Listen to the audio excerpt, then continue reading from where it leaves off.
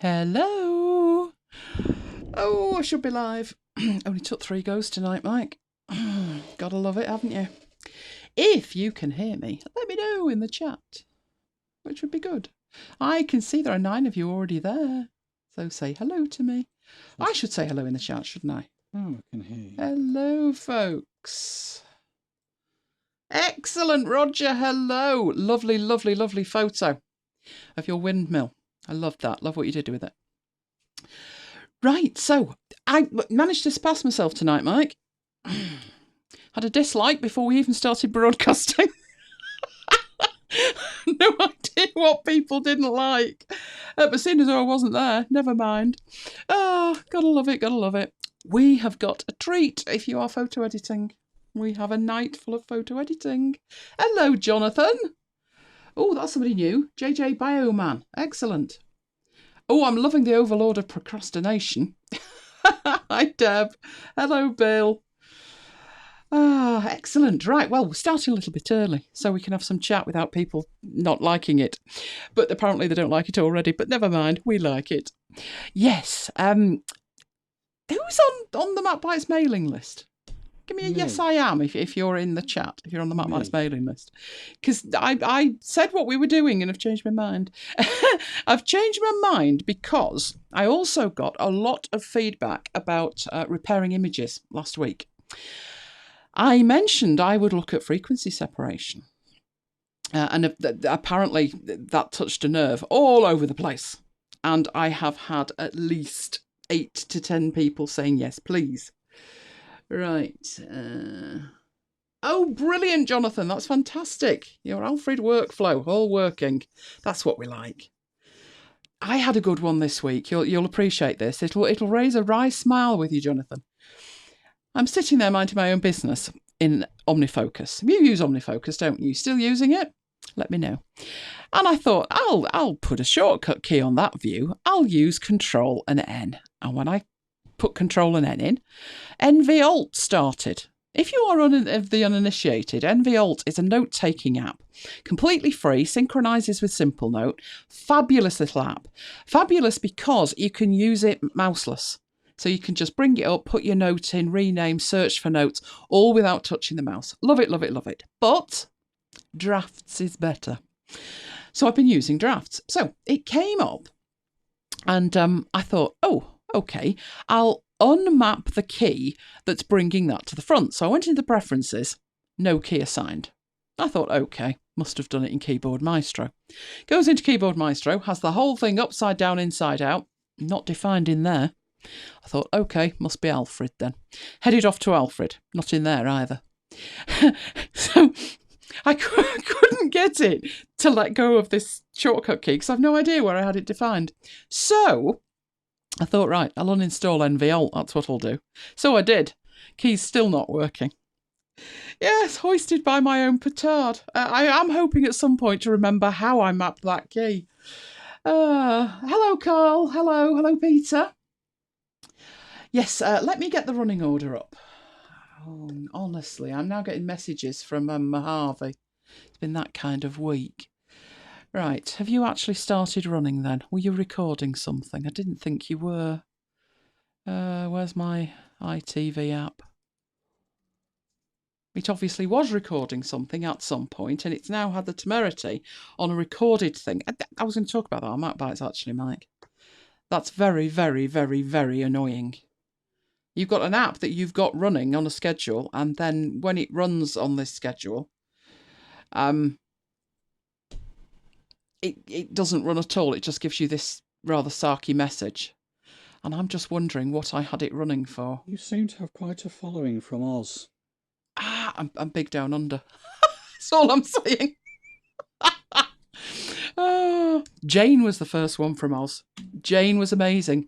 She would be up at 4 o'clock, 3 o'clock and 4 o'clock in the morning. She was in Perth at the time. She was from the UK originally, and she went out and was living in Perth.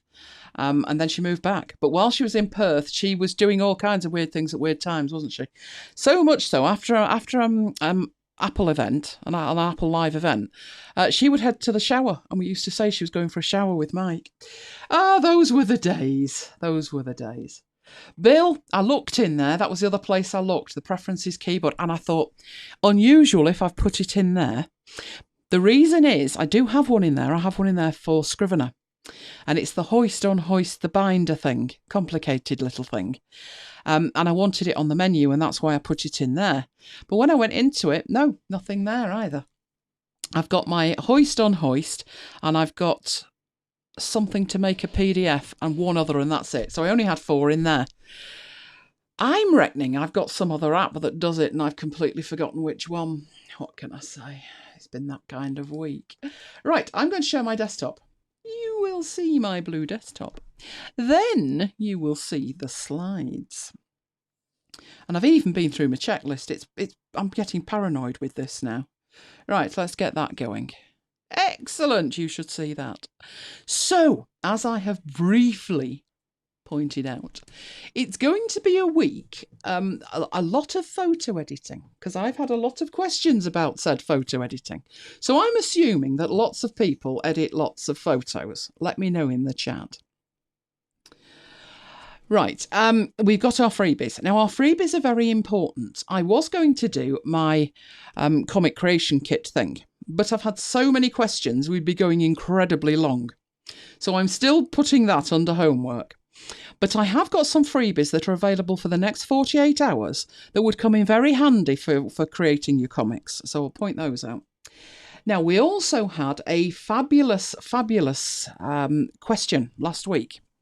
When I was demonstrating the repair tools, we had a really insightful question, which was the repair tools are now so fantastic. When would you ever use the poor clone stamp tool? I've got a reason, so we're looking at that. High pass sharpening is something that I've stuck in for a reason. I'm assuming people have heard of it. Everyone's saying thousands of them. Who's heard of high pass sharpening? Who's using high pass sharpening? I have thrown it in there for a reason. I decided our big demo of the night is going to be frequency separation and understanding it. Now, I could do this in one of 2 ways. I could just say, press this button, push that, and do that. And you would potentially be able to repair an image. But you wouldn't understand how to repair the next one or how to get the best out of it. So I thought we'd do it the proper way. The proper way does not need to be boring. It's going to be amazing. Oh boy, have I got some skin to repair. But high pass sharpening is the start of it, and then we move off into frequency separation.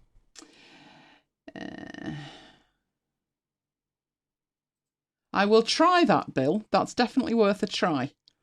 I wondered if it had actually grabbed the shortcut but reported back that there wasn't one in the app. That's why I decided to uninstall the app. My next trick is probably to reboot and check that first, but rebooting's such a nightmare. In fact, I'll come on to it in this week at MacBites headquarters, but rebooting so bad I did something rather than reboot, which I'll tell you about. Anyway, we are 1 minute away from our official start, so that's what we've got planned for tonight. So if you've got any requests, put them in the chat. I've already had lots and lots of people saying that you do edit photos, which is grand.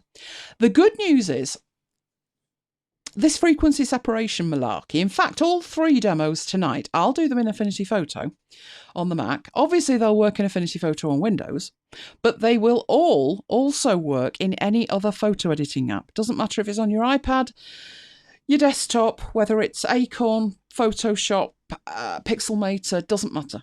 Technique is technique is technique. It will work in all of them. It's fractionally easier in Affinity Photo, but that's for another reason.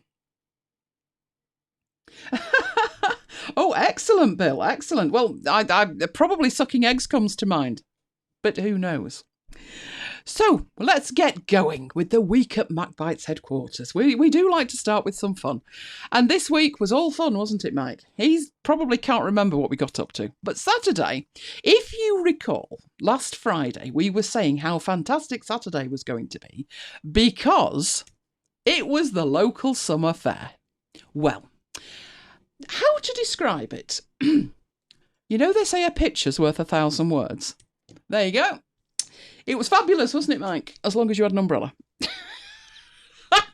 It started raining the second the fair opened, and it stopped raining the second it closed. But not to worry, we still raised £6,000, so we were quite happy with that. Then there was Sunday. Now, just as a comparison between days, Sunday was our grand ice cream picnic. Look at the weather. It was fabulous. I'm sunburnt, and I this is because I don't see daylight, a bit like a vampire. But I actually have a tan line. I won't assault your eyes by showing you said tan line, but I've got a tan line. So we had a fantastic day. Now, comes to Wednesday, and into every life a little rain must fall. Yes, cable, Apple cables, not good. Who else has had one of those? That one is actually, I've pensioned it off. As you can see, it's not safe. It's not safe. But it was actually still working. But I deemed it not safe, and I'm certainly not plugging £1,000 worth of equipment into it. So I pensioned it off. Thursday, my replacement arrived. Did I spend the stupid amount of money with Apple? No. I got a shiny, shiny new one. Look at that. That's industrial quality, isn't it? Now, I actually put that on Facebook, and straight away, you know how you attract negativity on Facebook? Like dislikes on YouTube, before I'd even started. Seriously, come on. Oh, it won't work. It'll give you that message. It didn't give me any kind of message. The message people are talking about is this not optimised for this device message. Didn't get that at all. It's charging quite happily. It's actually one of those triple-ended things. It's incredibly strong, and it is actually plugged into my MacBook Air right now charging it. I wouldn't like to say how fast it's charging it, because nothing seems to charge my MacBook Air that quickly. Let's have a look. It's contemplating it, I'd say. Just about charging it. But it's doing it. So that was then. But then, not satisfied with that on Thursday. Oh, no. Got a message that I needed to install an update to High Sierra. On the Mac that doesn't have a hard drive. The one that runs from an external SSD. Well, madness struck. Wasn't about to do that, so I installed Mojave. And then, riding high, what did I do next? Did it again. On this. So you're thinking, not a crisis, not a crisis. Oh no, it's a 2012 MacBook Air. I seriously wondered about the logic of doing that, because when I had my first laptop, which was a 2006 MacBook Pro, it got to Lion and kind of curled up its toes. But fair play with Apple, I managed to get the very latest operating system on a 7-year-old machine. It's now heading into its 8th year, and it's not bad. Not too shabby at all. Even better news, should I be certifiably insane, is the fact that that same machine will take Catalina, which should keep it going for another year, battery permitting. So that was Thursday. Friday, yes, today, got all excited. Who's tried an app called Airmail? It used to be one of the very best email clients. From memory, it wasn't that expensive. And I got really excited because I got an email from them. You might have had an email from them. New version. Entirely new version. Airmail 0. Oh, I do like new toys. I can demo new toys. Here it is in the App Store. I thought. It's free, I thought. I should have known better. Yes, you see the tiny little bit that says in-app purchases. In-app purchases down there. Who's paying £9.50 a year for their email client? So I figured what they'd done was, instead of just bringing out a new version of Airmail, if they bring it out with a shiny new icon and a shiny new name, then it becomes a subscription purchase. So I was very sad about that. Who's used Airmail? And who would pay for that? I would if it was fabulous, fabulous, fabulous. But I can't really tell if it's fabulous, fabulous, fabulous, because it doesn't tell me what I'm paying for. Do I get a 7-day trial? Doesn't mention it. Don't know. So, yeah, I left that alone, I'm afraid. But let me know. I used to use Airmail. There was one for iOS, one for the Mac, and it was very good. It was very, very good. I have got a plethora of email clients, if I'm honest. And do you know what I use at the moment? Which Mike's used for years and I castigated him for? Browser. Just use it in the browser. And it does actually work. But I just think everybody's going that way. And I think for me to pay for a subscription, it's got to be compelling. And I'm not sure processing my email will be compelling unless it's absolutely perfect. And being honest, no email client is absolutely perfect. I would need a way to send stuff to OmniFocus, to make a PDF of it, to do all the usual things with email, archiving, forwarding, etc. easily. Nice keyboard shortcuts, iOS version. So I don't think any of them are there yet. I'd like to think email was dying, but it probably isn't, is it? Anyway, let's move on. Today, blast from the past. Saw this on Twitter. Just had a complete moment with it. Who's old enough to remember Antenna Gate? Apparently, it's 9 years ago today. If you are blissfully ignorant about what Antenna Gate was, it was the iPhone 4, which we got. We both got one. It was our first upgrade from our first iPhone. We got our first iPhone 2008 and our second in 2010, and this was it. And even before we actually went to go pick it up, there was problems with if you touch it in the wrong way, your signal drops. So on the grand day itself, we bought 2 bumpers, also known as Bumpergate, because Antenna Gate turned into Bumpergate. Is this ringing bells for anybody? Bumpergate appeared because these plastic bumpers were absolutely extortionate for what they were. Honestly, they weren't worth a quid, and they were £25 each. But you felt compelled to buy them, so it felt a bit... Apple had introduced a problem to get another 50 quid out of you, which was what happened. Anyway, they fell to pieces. Mike's actually snapped in half, and mine was just a disaster. Bumpergate became where they gave you your money back. So we actually got £50 back after that. But it was 9 years ago today. Now I feel old. 9 years ago. That wasn't even MacBites Siri. We didn't get MacBites Siri till a year later. Anyway, let's go and have a look at some freebies. This has become a tradition with us. We've got some freebies. The URL is there. It is creativemarket.com/free-goods. They do free goods every week. I took that screenshot earlier so you can see that there's another 2 days yet. What's important about this one, there's the usual 6 that you get, and you've got in there fonts, you've got logos, alphabets and digital stuff, but you also have paper textures, the one in the middle at the bottom.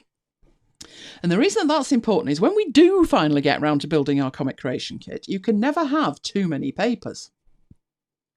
And they are 30 high quality paper textures.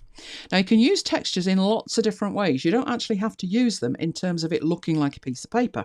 You could use that as a texture on an image or something like that. So you can never have too many freebies, basically. So go and check those out, get them downloaded. Right, first demo. This one follows on from the question from Neil. Is Neil with us tonight? Neil was from Sydney. No. And he asked a great question last week because we were demonstrating all the repair tools. And his question was, they're so fantastic, when would you ever use what has become the poor relation, which is the clone stamp tool? Well, I had a repair this week from our picnic. Wasn't the weather fantastic? Right. She actually said, that was very old. I think it was the early 70s, late 60s, early 70s.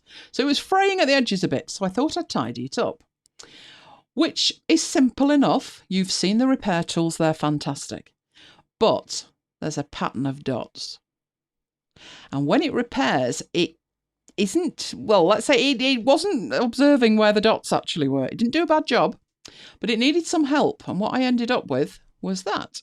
Now, you can't tell because the dots are in the right place. So let's have a look at that.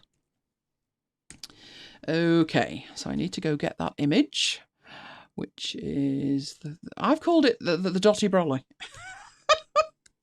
The Dotty Brolly. Let's open it up in Affinity Photo. No, not you. There we go. Let's get that full screen and get that there. That was a demo I'm going to do later, so let's close that down.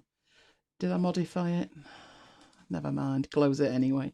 Okay, so this is the offending image, and this is the offending problem up here.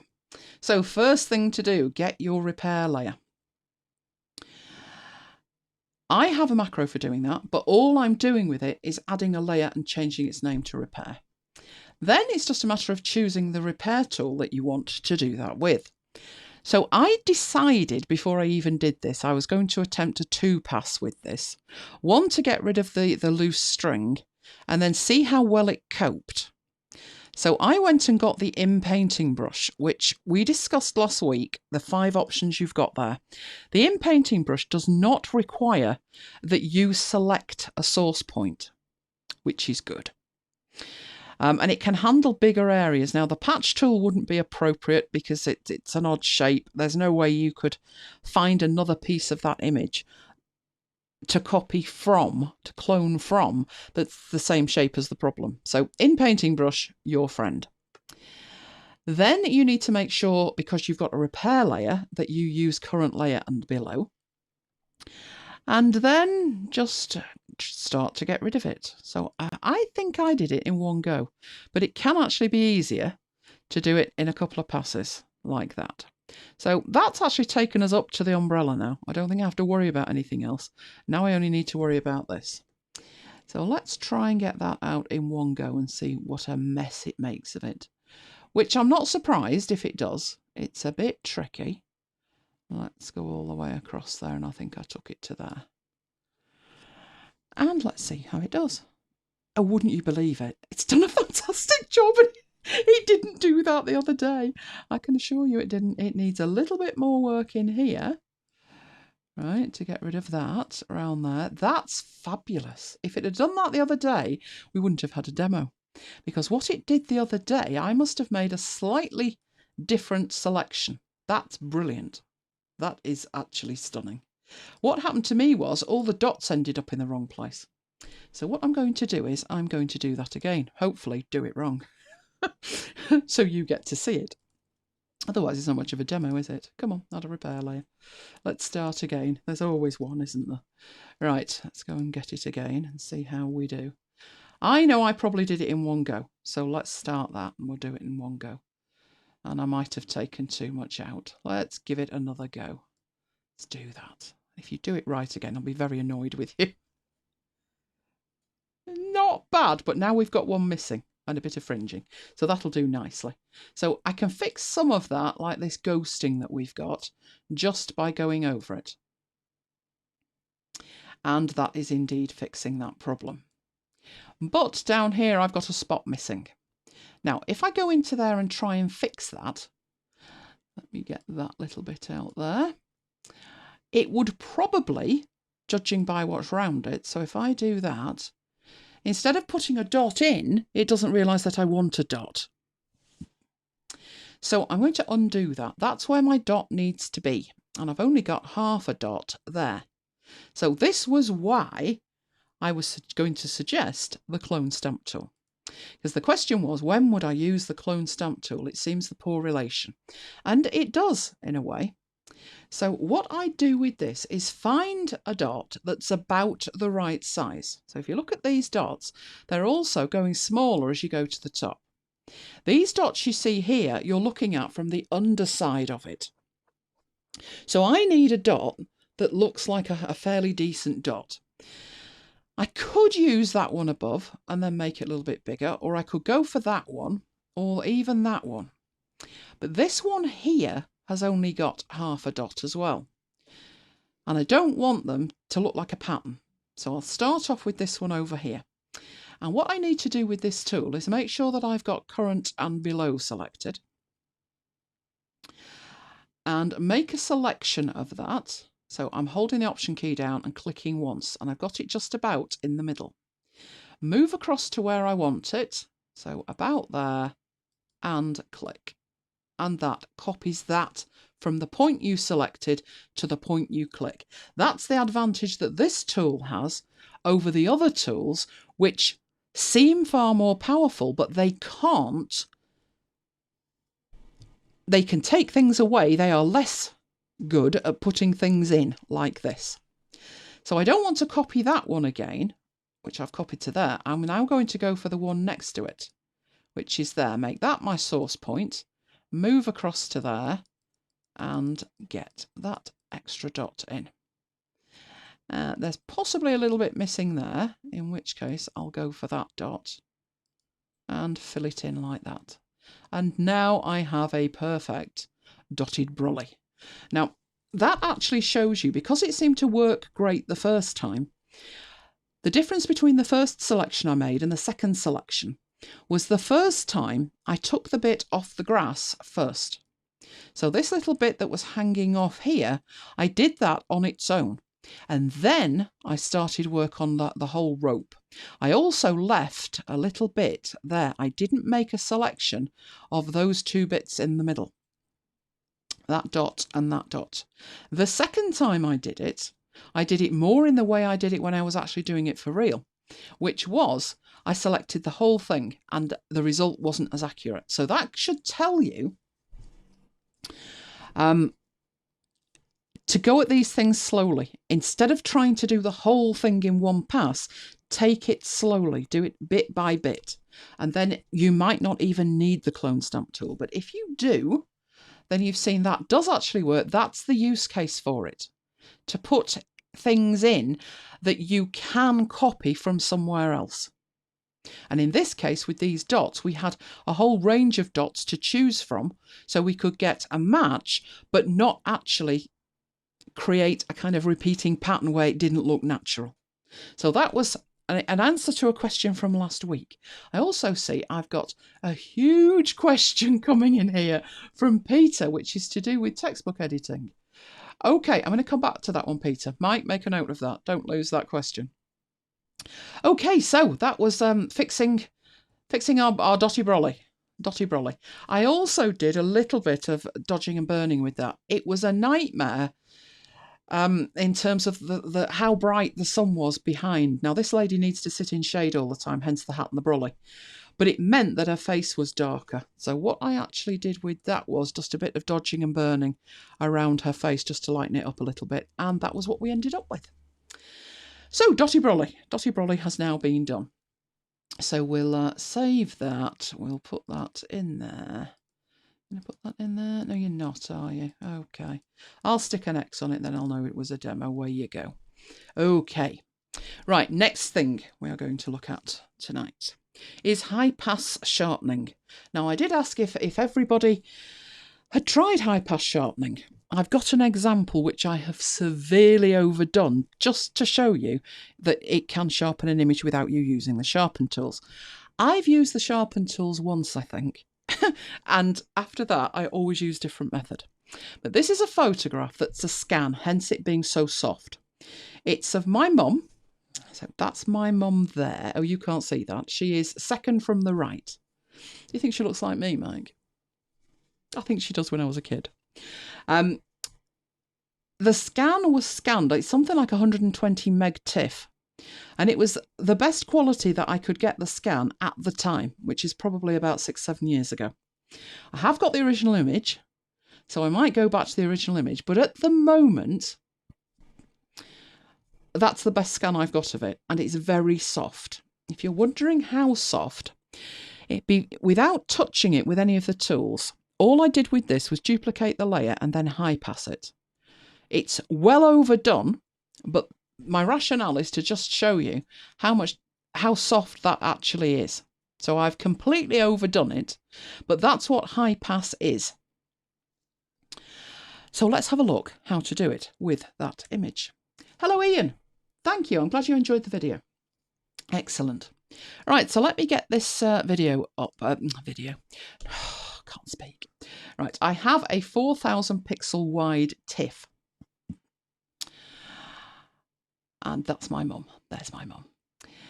Now, there are sharpen tools. They are the tools that you have available down here. So you've got your dodge and burn and your sponge tools. And you also have blur and sharpen and all kinds of other stuff. But the problem with these is they're destructive. And it would take you forever. So one technique that became very popular is to use a high pass. So that's what I'm going to do with this. Right, first step to make sure that I can go back, and there's a couple of ways of doing this. The traditional way is to duplicate the layer. So I've got another copy of my background, and then you would go to filter, and it's a sharpen filter, and you would choose high pass, and it does that. So yours might start off like that because usually the radius is set to 0. There is actually detail there, but not much, as you can see, not much. But as you start increasing the radius, you start to bring back edges. So now you can actually start to see people. If you go all the way, that's when you get that ready brick look where they're glowing around the edge.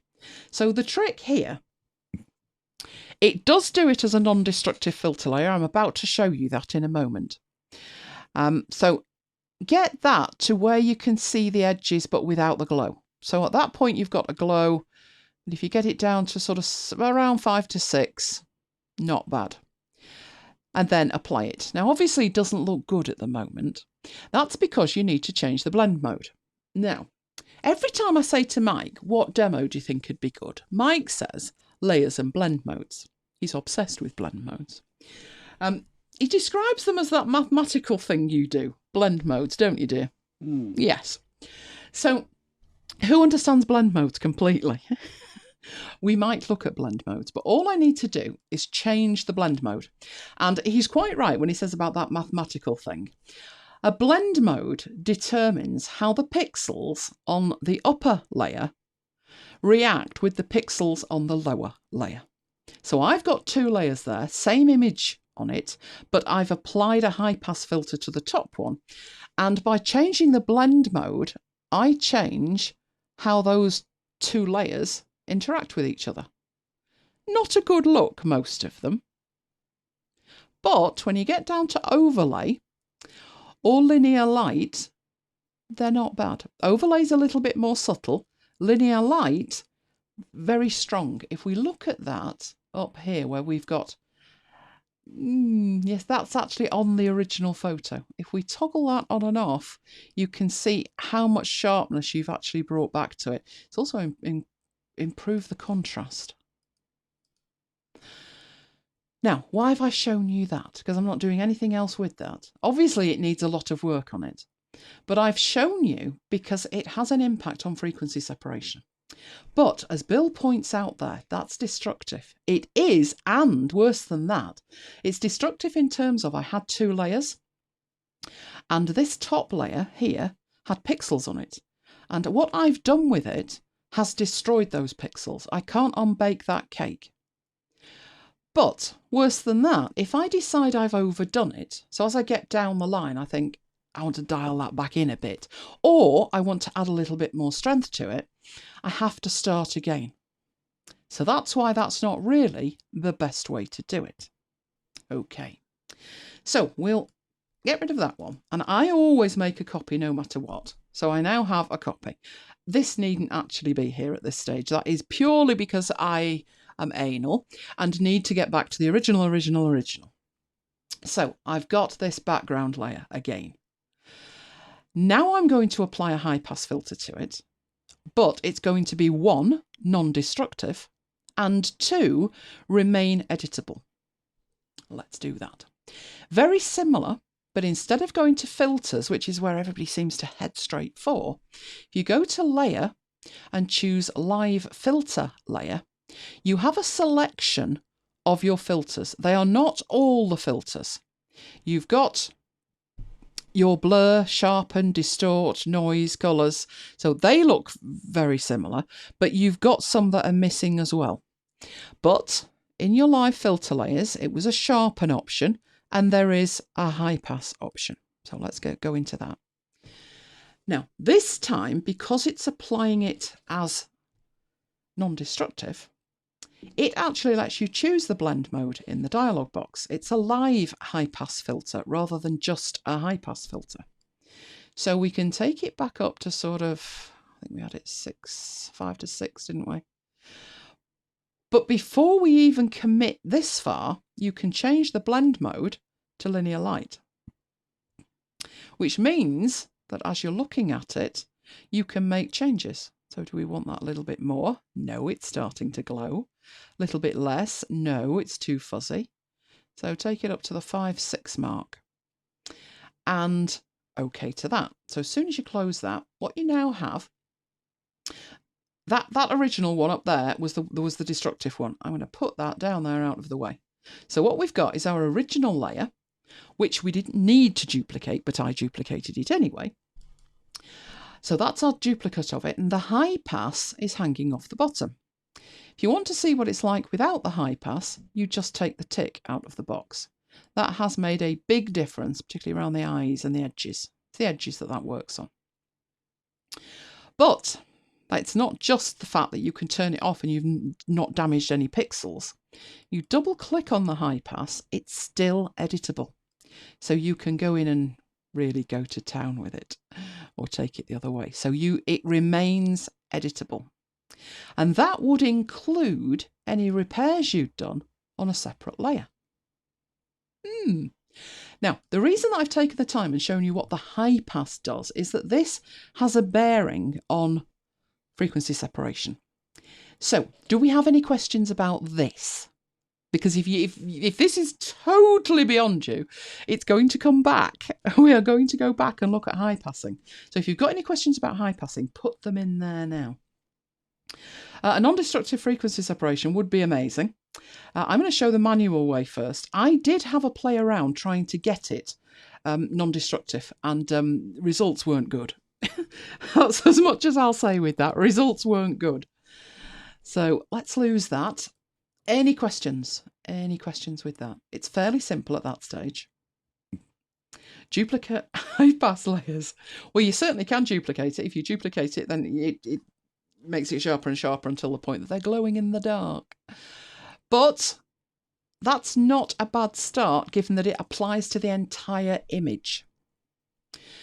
OK, we will save that file. We will do a save as. And I'm just putting it wherever it needs to be, because I don't want to waste the time, and close that down. Right, let's have a look at the highlight of the evening then, which is frequency separation. OK, little bit of theory. Don't panic. As I said in the intro, I could dive in here and I could just say to you, it doesn't matter what it is, this is how it works. Press that, do that, choose that menu option, and then use a brush. And you'd go away and you'd be able to do the photos I use, but you wouldn't understand how it worked, and therefore you would struggle to use it effectively on your own images. So I thought we'd start off with what frequency separation actually is. And to many people in the image editing world, it's often viewed as the Holy Grail. I did find one, as I was looking this week, I found this one blog post, which was, don't use it. Don't use it. And I thought, ooh, that's worth a read.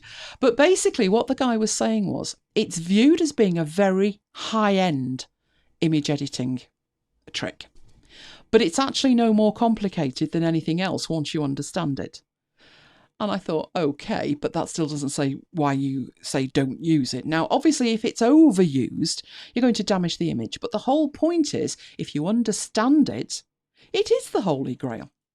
So what is it? Well, it's a technique used to soften skin. It can be used on other areas of an image, but traditionally, all the demonstrations I've ever seen of it tend to work with skin, and it does work very well with skin. So point one, it's a technique to soften skin, but point two, without degrading the skin texture, because we've all seen these edited images where people just look completely plastic. And we don't want plastic. Even when you're taking out blemishes and wrinkles, you want the person to look human. So that's what this technique gives you. Now, it's all to do, unsurprisingly, given its title, with frequencies. And that is frequencies within an image. Now, some of you may be familiar with audio editing. I look at things like that all week when I'm editing audio. And when I'm editing my audio, there is audio in the lower frequencies, rumbling, and there's audio in the higher frequencies, maybe birdsong, that I'm trying to get rid of. And I will use different tools and techniques on my audio file based on the noise I'm trying to remove. There's no point applying technique number 1 that's fantastic for getting rid of rumbling sounds like a fan noise if what I'm actually trying to get rid of is a doorbell. It doesn't work like that. I have to address where the problem is, and that's what frequency separation does. It separates out the high frequency from the low frequency, meaning you can address them independently. In your high frequency, you have textures, and in your low frequencies, you have colours. So the green, the high frequency, is skin texture. It's pores, it's blemishes. The skin tone is in the low frequencies, so it's transitions of tones and colours. Now, what does that mean in practical terms? Well, I figured everybody uses the standard demo, don't they? Nice little old lady. And I have got a couple of nice little old ladies, but I thought we'd start with something tricky and obvious. Yes, this one's got a few wrinkles. But it also, more than the wrinkles, because you wouldn't want to take the wrinkles away from the elephant or he'd look plastic. But he does have some marks, particularly the watermarks on his back. And those watermarks, so we're looking over on the about 2 inches in from the right-hand side. Those watermarks are on top of a fantastic texture of skin. Now, if we use the repair tools, which I will show you, the results won't be good. They won't be good in terms of it will get rid of the watermark, but it will also adversely affect the beautiful texture that we've got. Whereas frequency separation will leave behind the texture, won't touch it, but it will get rid of the watermark, like that. So I'll just flip backwards and forwards there. All the texture is still there. I've just been able to work on a layer where my texture's protected, and I'm working on it on a different layer. What does that look like practically in the type of images that you probably be working with? Well, we've got this young lady, almost perfect skin, to be honest. I would say that's more of a smile than a wrinkle she'd got. She's smiling, so she's got lines around her eyes. There's a couple of skin blemishes. But with frequency separation, because that would be a difficult thing to do with repair tools, it could be done, but you would have to find a good piece of skin to clone from, and skin is a continuous colour and texture that you can't just take a good bit from the forehead and put it on the nose. It won't match. Even if you just look underneath the eye, you would struggle to get that out, because if you use the repair tools, she'll just end up with mascara running down her face. You'll just get extra, there'll be like another layer of eyelashes. If you use the repair tools where it takes care of that, it will find a good bit to clone. You'll probably end up even worse. But frequency separation, you can mitigate the impact of those wrinkles around the eyes and the little bits, sort of blemishes on the cheek. Not much, but you've just taken away enough, you've tidied it up a bit. The skin on the nose is smoother. The skin by just above the bridge of the nose is smoother. If I go the right way, there we go. But you've not created that plastic look. You've not damaged the image in terms of you've tried to address both issues at the same time, the texture and the colour. You've addressed them separately and ended up with something that looks completely natural. Right, Mike is putting in the links to these photos. Some of them were from Envato Elements, which is a paid-for service, but they were the best ones to use in the demonstration. But just if you wanted to go and have a look where they came from. Now, rather than just dive into it, when should you be doing frequency separation? And what I mean by that is it the first thing you do with an image? Is it the last thing you do with an image? Where is its place in your workflow? And everybody's workflow is slightly different, but in very broad terms, if your camera is taking raw images, you'll need to do your raw processing first. And then irrespective of whether it's raw or not, your next step is probably the major blemish removal. So that's the kind of things that we did do last week, where you're taking away things like signs. Oh, what else did I take away? Took away all sorts of things last week. But they were major things. They were not the kind of repairs that needed a very careful hand and finessing. They were big things like there's a lamppost in the way. The big stuff. Once you've done that, then you can do your frequency separation. This is just a suggested workflow. It's completely up to you what works best for you. I would then, if I needed to, do the dodge and burn after that. And then anything that extra that you want after that, maybe you want to put a frame on it or you want to put text on it. Basically, everything else comes after that. So that looks like that. Process your raw images, do your major blemish removal, do your frequency separation, then your dodge and burn, and then everything else. So that's where it fits into your workflow. Now let's actually go and have a look at it. Now, I'm going to start off with the image of the elephant. He was cute, wasn't he? We like him. Here he is. Now, I'm first of all going to show you the manual way. If I show you the manual way, then we can use the shortcut way and it'll save us time. But you will fully understand what it's doing. Whereas if I dive in and just press a button and boom, there you go, frequency separation, you'll understand nothing. So bear with me. This is the manual way. This is the way we've been doing it for the last 15, 20 years. You are going to need multiple copies of this layer. Okay, overlord of procrastination. The video will be staying up on YouTube. You will need to go to my channel and find the After Hours playlist and you will find it in there. If you can't remember that, go to macbites.co.uk and you'll find it there under After Hours. Right, so first thing to do with this image is duplicate that layer twice. So Command and J, Command and J. You can also go to your layer and do, I think it was that one. Was it that one? Is it on layer? Let me have a look which one flashed. Yes, it's on the layer, so you can do it on there. But it is a good shortcut to remember, Command J. Because it's the same in Photoshop, it's the same in virtually everything you touch. So at the moment, I've got 3 copies of the same image. There you go. They are all identical. Not done anything with them yet. Right, what you need to do. We will take the first one, which is this one. Now, what I would do is name them at this stage. You will thank me for this later. But this bottom one is going to be the low frequencies. So I will call that LF. This one, that's going to be the high frequencies, HF. That one I've turned off, going to come to that in a moment. But this one here, I'm going to work on right away. So, with the low frequencies copy selected, I will go to filter and I will go to blur, Gaussian blur. And it blurs it. Now, how much do I want it blurred?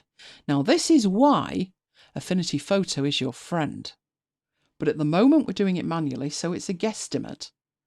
What I'd be looking for is hazy enough that I've not got hard edges. Like I've got hard edges with the colours there. But if I haze that up a bit, so I'd reckon between 7 and 10 for that. So I'll make it 10, which you can actually type in if you want. And then apply it. So that's my low frequencies isolated in a layer of their own. If you think about that, I don't have much texture anymore. If we look at the, zoom in and look at the back, a lot of the texture has gone. That's what we had in the original. That's what we've got now. I have stripped out the texture. Now, next thing I need to do something with the high frequency layer. And the something that I need to do with the high frequency layer is why I took the time, let's get that full screen, to show you high pass. Because that's what it is. High pass works on the high frequencies of an image. So if I go back to filters and I go to my sharpen and high pass, there's my high pass. Looking familiar, isn't it? Now I can take that up as far as I want and take it down to nothing. I would reckon with this again around the 10 mark. Now, I've got a couple of slides at the end that summarise this nicely, but basically what you're looking for is a good compromise between the ability to change elements within the high frequency and the same ability to change colours within the low frequency independent of each other. If I crank up the intensity of the high frequency all the way up here, that will limit my ability to make changes in the low frequency. So less is more, basically. So I'm going to go for 10 for each, and we'll see how that goes. Now, obviously, at this stage, that's not great, because the next thing I need to do is change the blend mode of the high frequencies. So if I go down there to linear light, that was where we were before. So when we used the high pass filter on its own, it was linear light, the blend mode. Now, at this stage, if I turn off my low frequencies, things happen. It looks sharper. That's because by disabling the low frequency layer, I've got this high pass filtered layer interacting via the linear light blend mode with the background, and the impact of that is to make it sharp. So that's it off, that's it on. So if what I wanted was to sharpen that image, I've just sharpened it. But by squeezing in between the high pass filter and my background, this low frequency layer, which is just, remember, a blurred copy, you've now enabled frequency separation. That's it. Now, obviously, at this stage, the next thing to do is, right, I'm ready to start work, but I haven't actually done anything at that stage. That's the preparation. Those are the steps that are required. You've seen that manually. There is a way to automate that. We will look at that. But you've seen that manually. So, making sure I am on the low frequencies, because up here I have to make a decision what it is I want to remove from this. I actually would like the skin tone of this mark to be more in line with what's around it. But I don't want to lose the texture. So when I'm making the decision where I need to make this change, is it in the high frequency or the low frequency? Maybe when you get yourself going, you need to do this. Because I've been doing it for years and I can remember, and maybe you can't. In which case, do that. Colours, tones, whatever you want to put it. I don't want to lose the texture, so leave the texture layer alone. Let's work on this colour layer. Now, most people that I've seen do this, I'm going to get the inpainting tool, because what it is I need to do is lose the colour of that. I need that to merge in with the rest of it. But if you actually turn off the texture, you can see it. It's the dark bit. I need to lose the dark bit, basically. So making sure I'm on my low frequency layer, and making sure this is the one time only that I use the current layer, all I'm going to do is paint over that. So we'll take it from the top all the way down there. So covering up where the colour is. I like that. But I'm on my low frequency layer. It will have a think about it and then hopefully repair it. But what it's not done is change the texture at all. The texture is identical. So if we have a look, I'm going to select the pair of them. The texture is identical. So if we look at that bit there, let's zoom into that bit where we've got a whole line going across there. Two lines, virtually parallel, going across. They are still there. They are completely still there. The texture was not touched because the texture is on the high frequency layer. Right, let's have a look down here then with the rest of it, because there's some spots and stuff here. You'd need to work out whether you need to make changes here on the high frequency or the low frequency. So we'll try that. And with that one, it's a colour thing. There isn't much in the way of texture even there. So working on the colour should be enough with that. So all you need to do, remember I'm using the inpainting tool, is make sure that you're going over the actual colours there. Didn't make much of a difference there. So either I need to do that to a bigger area, or I need to have a look at the high frequencies. Going to depend. But there is one area of this image where you do need to work with both. And that is, there's this little knobbly bit there. Could be something stuck to him, or a cyst or something like that. Now, I can work on the colour because clearly that is a completely different colour than the rest of it. So I could do that. And it does change it. If I do an undo there, yep, it makes it much darker. But part of what we're looking at is texture. So I'm undoing that. Let's go to the texture layer and change the texture layer. Well, that's changed the texture. Now it looks fuzzy and the colour's not right. This case, I probably need to work on both. And now that looks much better. So sometimes you're going to need to work on both. It depends what it is you're actually trying to remove. In this case, this was a really good example of how to work on the colour layer, because you are literally not touching the texture. But there were two parts here where that didn't seem to work. As I went across it, that didn't seem to work. It did alter the colour fractionally, but it didn't take away the whole mark. And that's because the mark is made up of two things. One is the colour of it, but the second is the texture. So if I just go over there a little bit, I've solved the problem with the colour, and I've solved the problem, that was a little bit blurry for my liking, I've solved the problem of the texture independently of each other. And that solved the problem entirely.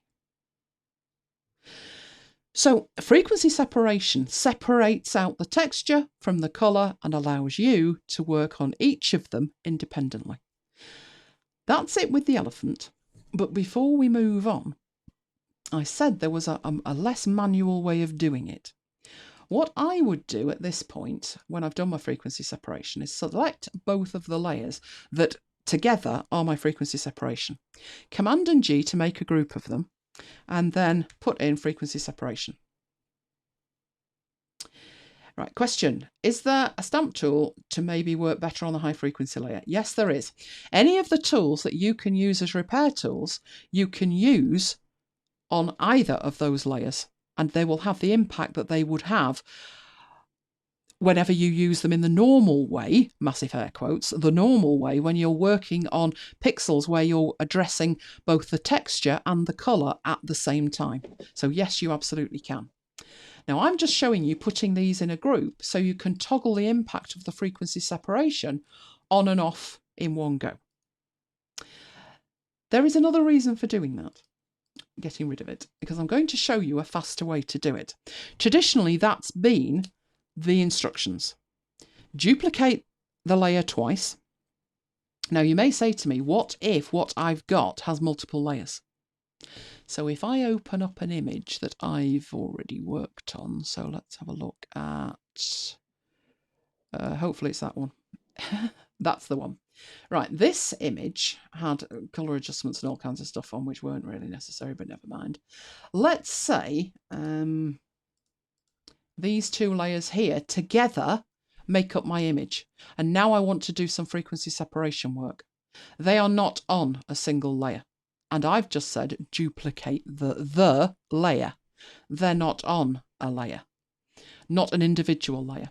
But what you can do is go into here and you can merge the visible into a layer of their own.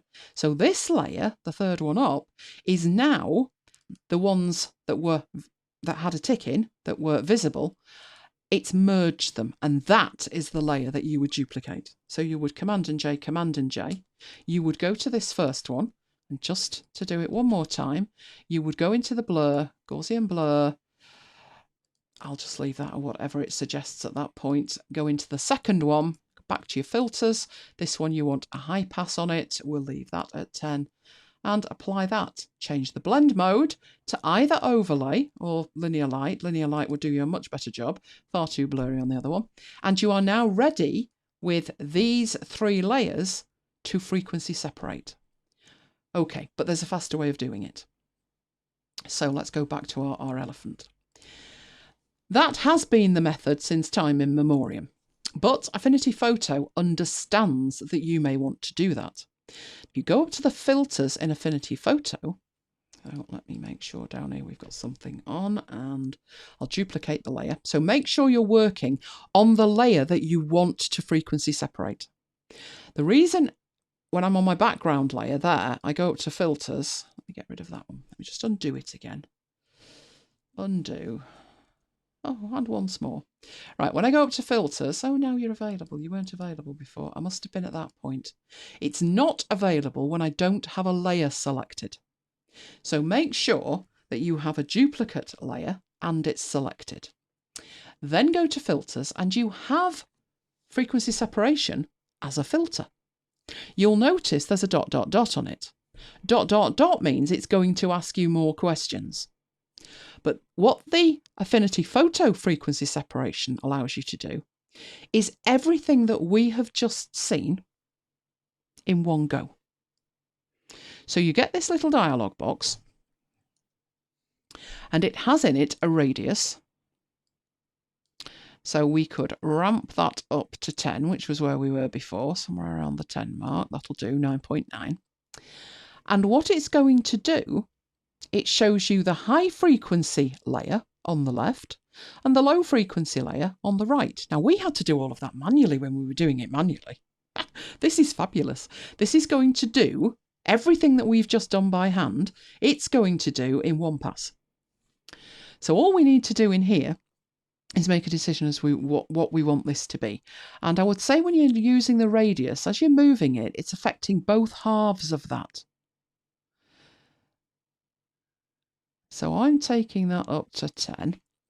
But what you're looking for in here is that the colour is blurred enough to be able to work on it, but the high frequency is sharp enough that it gives you some definition. So this bit here allows me to take that all the way across and see the colours in the low frequency, go all the way across the other way to see all the detail, all the texture in the high frequency, and make a decision on that. Now this little option here about feature protection, I've had a go with it. Feature protection tolerance it's a tolerance in terms of how much of the detail do you want to protect. And I've found it's probably best left alone. I've found it works absolutely fine with it off. Obviously, it's going to depend on the image, and this is going to be pretty much trial and error based on the images you're working with. But for this demonstration, I'm going to leave that off. Then I hit apply, and it does exactly what we did before. I have a low frequency layer, and I have a high frequency layer. That's why in here I used LF and HF, so we didn't get confused as to which one I did manually, which one was automatic. If it says low frequency, high frequency, that was the automatic one. But this layer here has had a high pass filter applied to it, which you can see if you change the blend mode back to normal. That's all it's done. So linear light. And if you turn that off, this layer, the low frequency, has had a Gaussian blur applied to it. So while that option is available from filters frequency separation, it's not actually doing anything that you can't do yourself. It's just making it faster to do it. But you are way ahead of the curve because you watched me do it manually. So you understand now what that is actually doing. And that's what I was saying about understanding it. If you just ran that command, you'd be like, okay, so I've got this and I've got that. And you don't understand why it's there, what the interaction is, but you can do all of it manually. But once you've cracked it manually, then use the shortcut, which is just filters, frequency separation. And then it's exactly the same way. So on the low frequency, which is where the colour is, I'd be looking to lose the colour. Now, I found when I'm working with it, yes, I can do that. You've seen me do it. I've got the inpainting tool and I'll make the brush a little bit bigger. I'll just draw around it there. I've got a very soft brush so I don't get hard edge on it. I'm on the low frequency layer. Let it strut its stuff. Not bad at all. All right, all of the high frequency detail, the texture is still there. It's not touched it at all. But you might be thinking, I'm not sure that I can do that right. I don't feel I can see it, because you're working on this layer, but you're not actually looking at that layer. You're looking at the high frequency layer.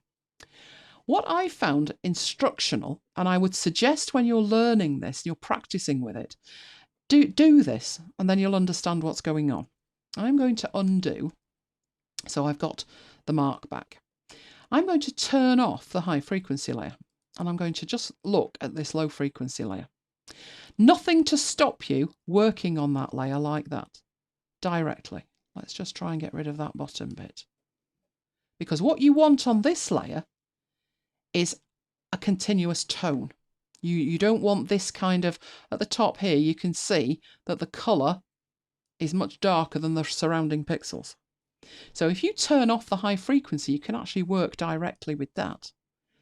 So we can get rid of a little bit of that there. There was texture with that as well, but you can work directly with the colour. I know your eyes are going a bit. You're thinking, just a minute, it's all blurry.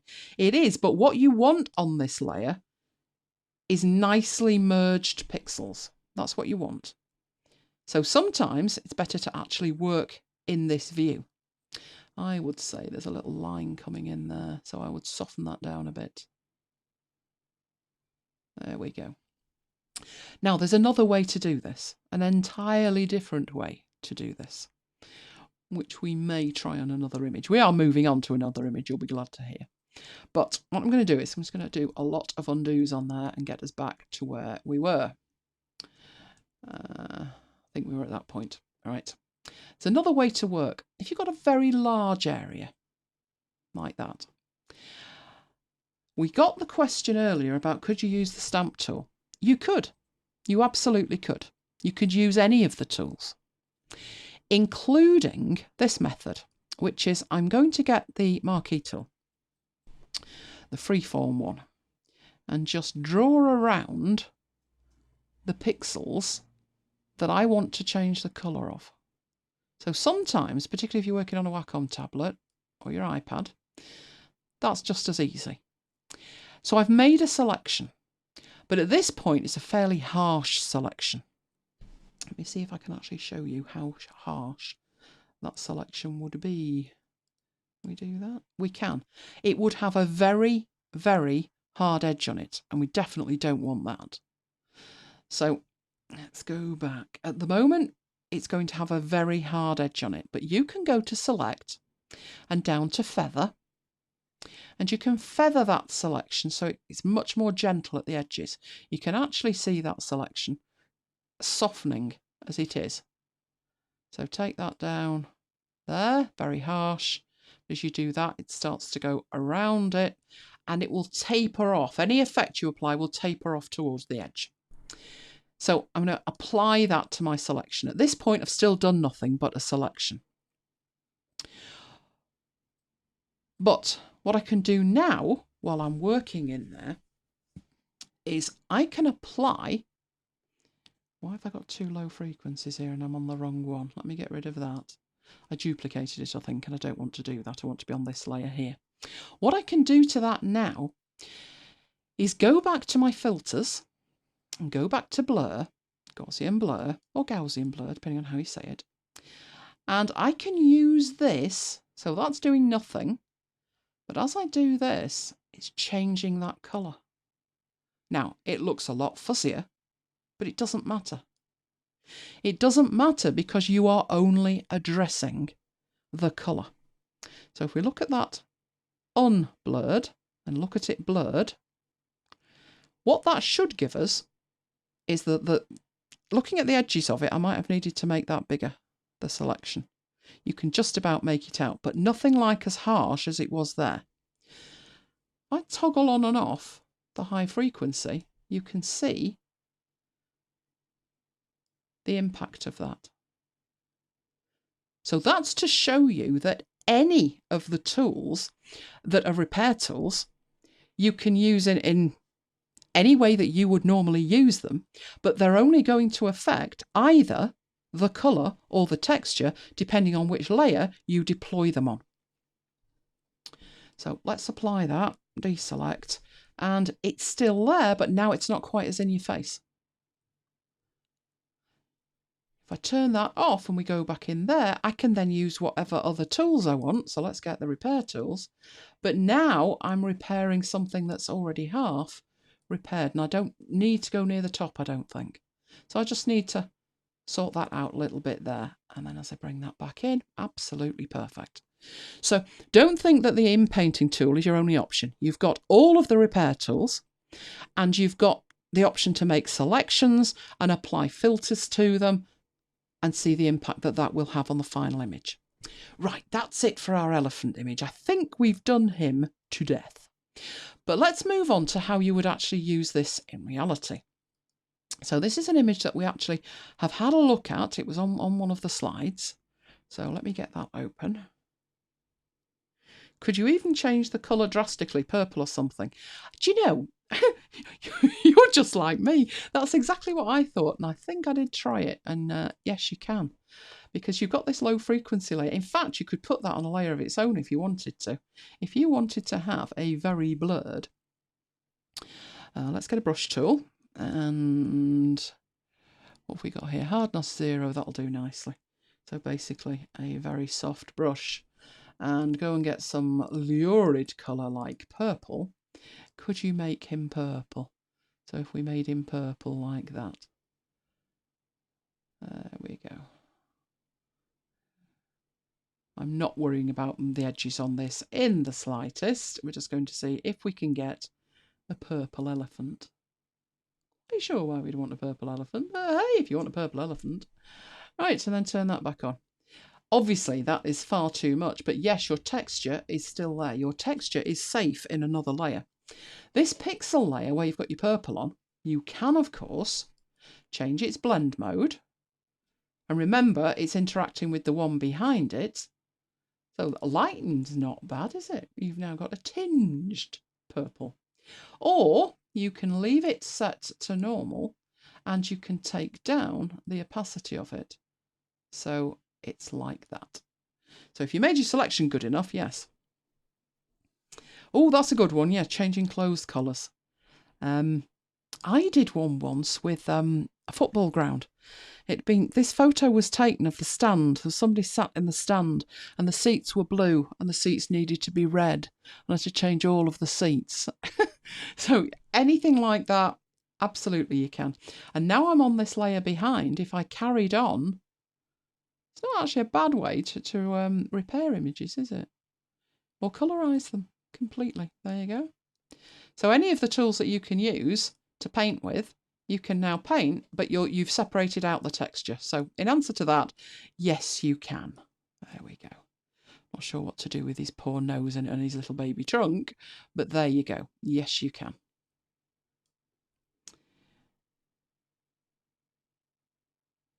The texture, because it's separated, is there and it's good. But yes, I agree with you. You would have to then probably go in with your dodge and burn or your lighting tools because it does look a little bit on the flat side. But yes, you can. You can. So it's just part of that.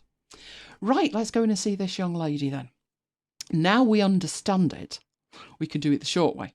So filter, frequency separation. But never, ever, ever, ever do that without duplicating the layer, or you won't be able to go back and see where you were before because this is destructive. So frequency separation. Right, let's have a look. I think she was around an 8 to 10 as well, depending on what you wanted. Did Neil hear your comment earlier? I'm not sure. Was Neil here before? I don't know. Neil, if you were here before, you will have heard my comment. But if you weren't, I was saying what a fantastic question you asked last week about the stamp tool, and then went on to demonstrate it with the Dotty Brolly. If you missed the Dotty Brolly, you need to watch it back on catch up, because it was a case where only the stamp tool would work. Right, so we've got our layers. There they are. We have the texture in the top one. We have the colour in the lower one. So what do we want to start doing? Well, it can be, especially when you're starting out, trial and error. You would swear that was potentially colour, because it is actually a different colour. Now if we apply that to it, it does, but it's texture as well. So might need to go in and sort that out with the texture bit as well, like that. But it's all doable. We've even got some white bits here, and I'm not sure why we've got that. But big thing on here was the skin. So it was the skin on the nose where we've got pores, and that isn't bad skin. Do you know what that is? That's makeup. That is makeup stuck in pores. I know these things. And down here we've got some pores as well. So pretty much up to you. Neil's easing into the morning. That's because you're in Sydney. It's late here.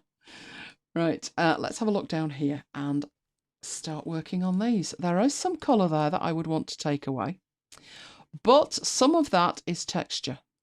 So working on the colour, you're working on evening out the colour, but then the texture you would work on separately. So can the colour do any good in here with the wrinkles? Well, it can certainly mitigate them. It is not going to take them away, but it will mitigate how dark they look because it will merge it with the surrounding pixels.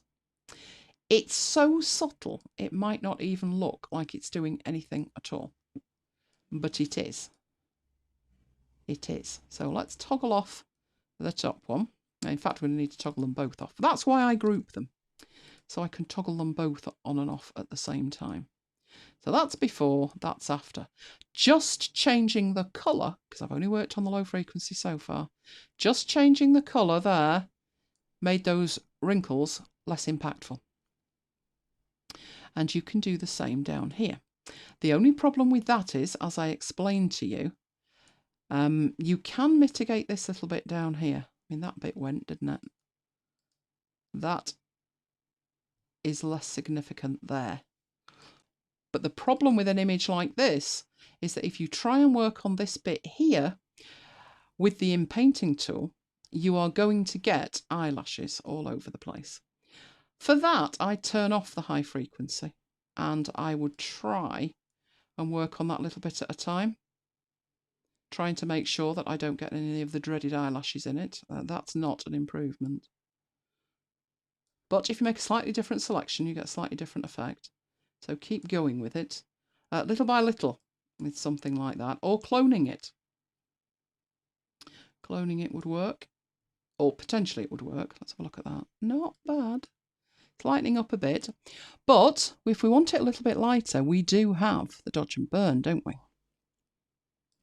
So there's my dodge tool. So that is available from in there. Let's try and just lighten it up a bit. Now this can actually go crazy, but if we just lighten it up a bit and then put the top back, that should actually be less impactful than it was before. You've taken away the dark shadows, the depth there. So it's working fantastically. Now these little bits up here, that's texture. So if it's texture, we need to work on the texture layer. We don't particularly want, hang on a minute, still got the wrong tool, need me in painting tool. We don't particularly want to change the colour, but we do want to change the texture. So over the top of that. And that is now much smoother. Now, it can get to the point where it looks too smooth, in which case I would dial back the tool. So we've got an opacity and a flow up here, and they are both set to 100. This is a skilled job. I cannot, in an hour and a half, do an entire image. That could take days to be absolutely perfect. That's what high-end retouchers do, for days on end. But they can get pretty perfect. So that to me is a little bit on the blurred side. Let's just take a little bit more away. Let's try that. Not too bad. It's certainly smoothing the skin out, which I also did here. I worked a very small brush, just going over that, getting rid of some of the light bits, basically reducing the texture. Now let's try that there.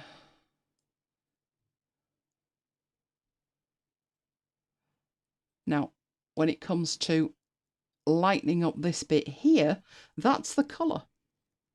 So working on the lower frequencies there and changing the colour. So let's try toggling it on and off now. It's worked, we've lightened it up. Now that image is not a difficult one to work with in that she's not that old. They're more smile wrinkles than frown wrinkles and age wrinkles.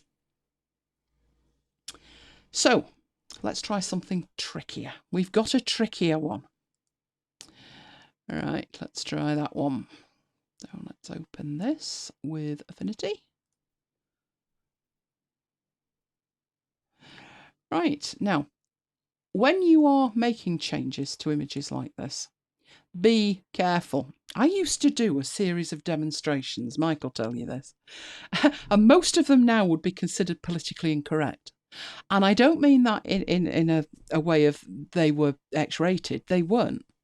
There was one that took a model and basically turned her frown into a smile, turned her frown upside down. But it's politically incorrect to say, give us a smile, love, these days. So that's a demo best left alone. There's also demonstrations like correcting somebody's teeth, taking away a birthmark.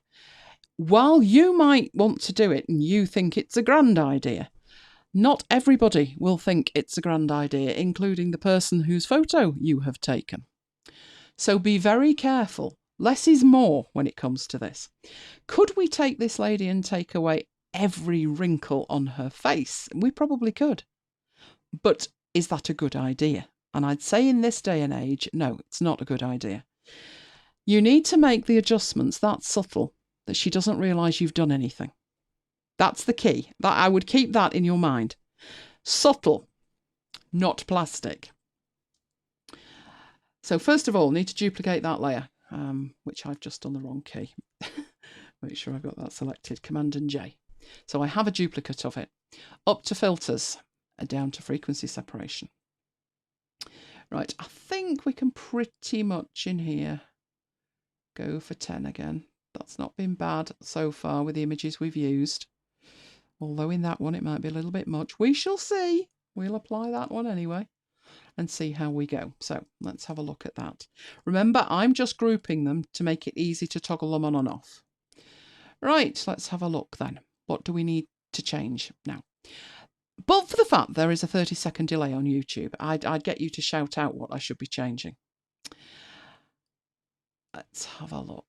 Is this colour or is it texture? It could be a bit of both. So make sure you've got your inpainting tool. Not that big, that's for sure.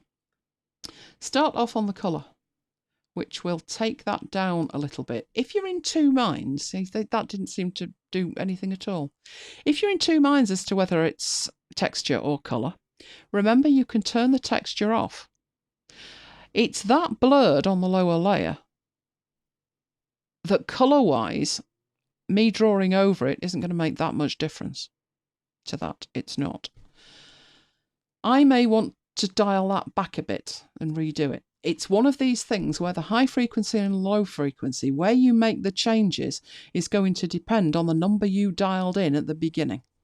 There are colours there, but they're not going to be merged together with a tiny brush. I'd have to do a much bigger brush to get that. Good night, Bill. Glad you've enjoyed it. So I can see now I've turned the texture off that to get that more even, I need a much bigger brush. You could not tell that if you had the texture applied to it. Right. I would suggest now that would have more of an impact because we can't see the lines on the colour. So let's turn the high frequency back on. Yes, the wrinkles are still there because we didn't touch the texture. The texture is living in the high frequency layer. But if we turn off everything, you can see the colour has made a difference to how deep those wrinkles look. That has made a difference. What I would be looking at doing here is getting rid of some of the ones around the eyes here, or at least mitigating the impact of those. So I would switch over to my high frequency and do that. Now, this is making a huge difference. You risk at this point the lady looking plastic, but she might love you for doing this. You are taking away those wrinkles completely because you're now working on the texture.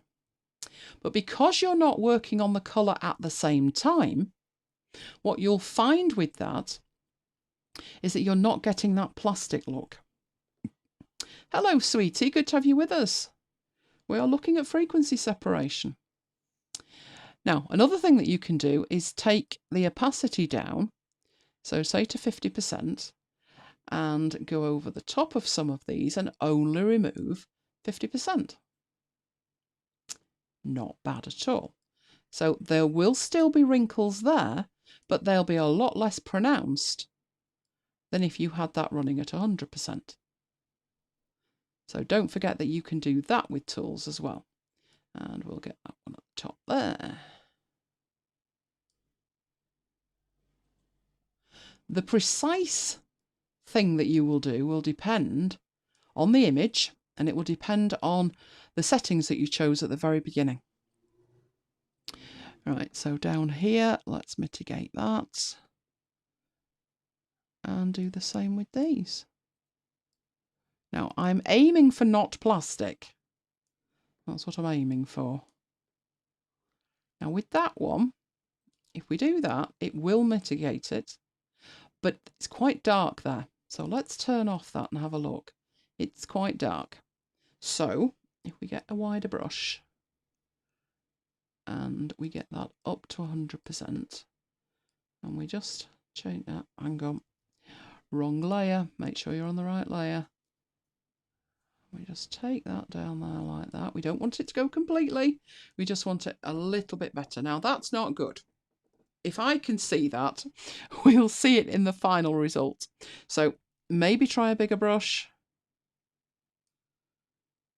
Maybe try a different tool. That's not doing a good job at all there. Let me have a look if I just do a little bit of it. Does a better job? Not really. Not really. One option then, as you've already seen me try on another image, is to draw around the area that I would like to change. Feather it, select feather, feather it up and apply, and then blur it. Now that has made a massive difference. So we've got that. Right at the other end, that should remove that completely. But we probably want a little bit left. Otherwise, she will look plastic. So about there, I would suggest with that. And let's turn the top bit on. Still has the wrinkle, but look how it was before. We've made a huge difference there without her looking plastic.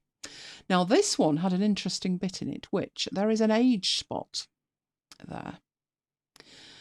To get an age spot out, you need to work on two things. You need to work on the texture and the colour. So the first thing to work on would be the colour. So I'll go back in here and get a much smaller one and try and get the colour right on that. So let's go over the top of it with the colour. Let's try and even it out a little bit. And that looks about right colour-wise. Next thing to work on is this. Now, if I try and go over it like that, it may work. That's not bad at all. Yesterday, it didn't do a great job. I'll be honest, it didn't. Like that. That's not a good job at all. If you have a go and it's not great, think about the clone stamp tool.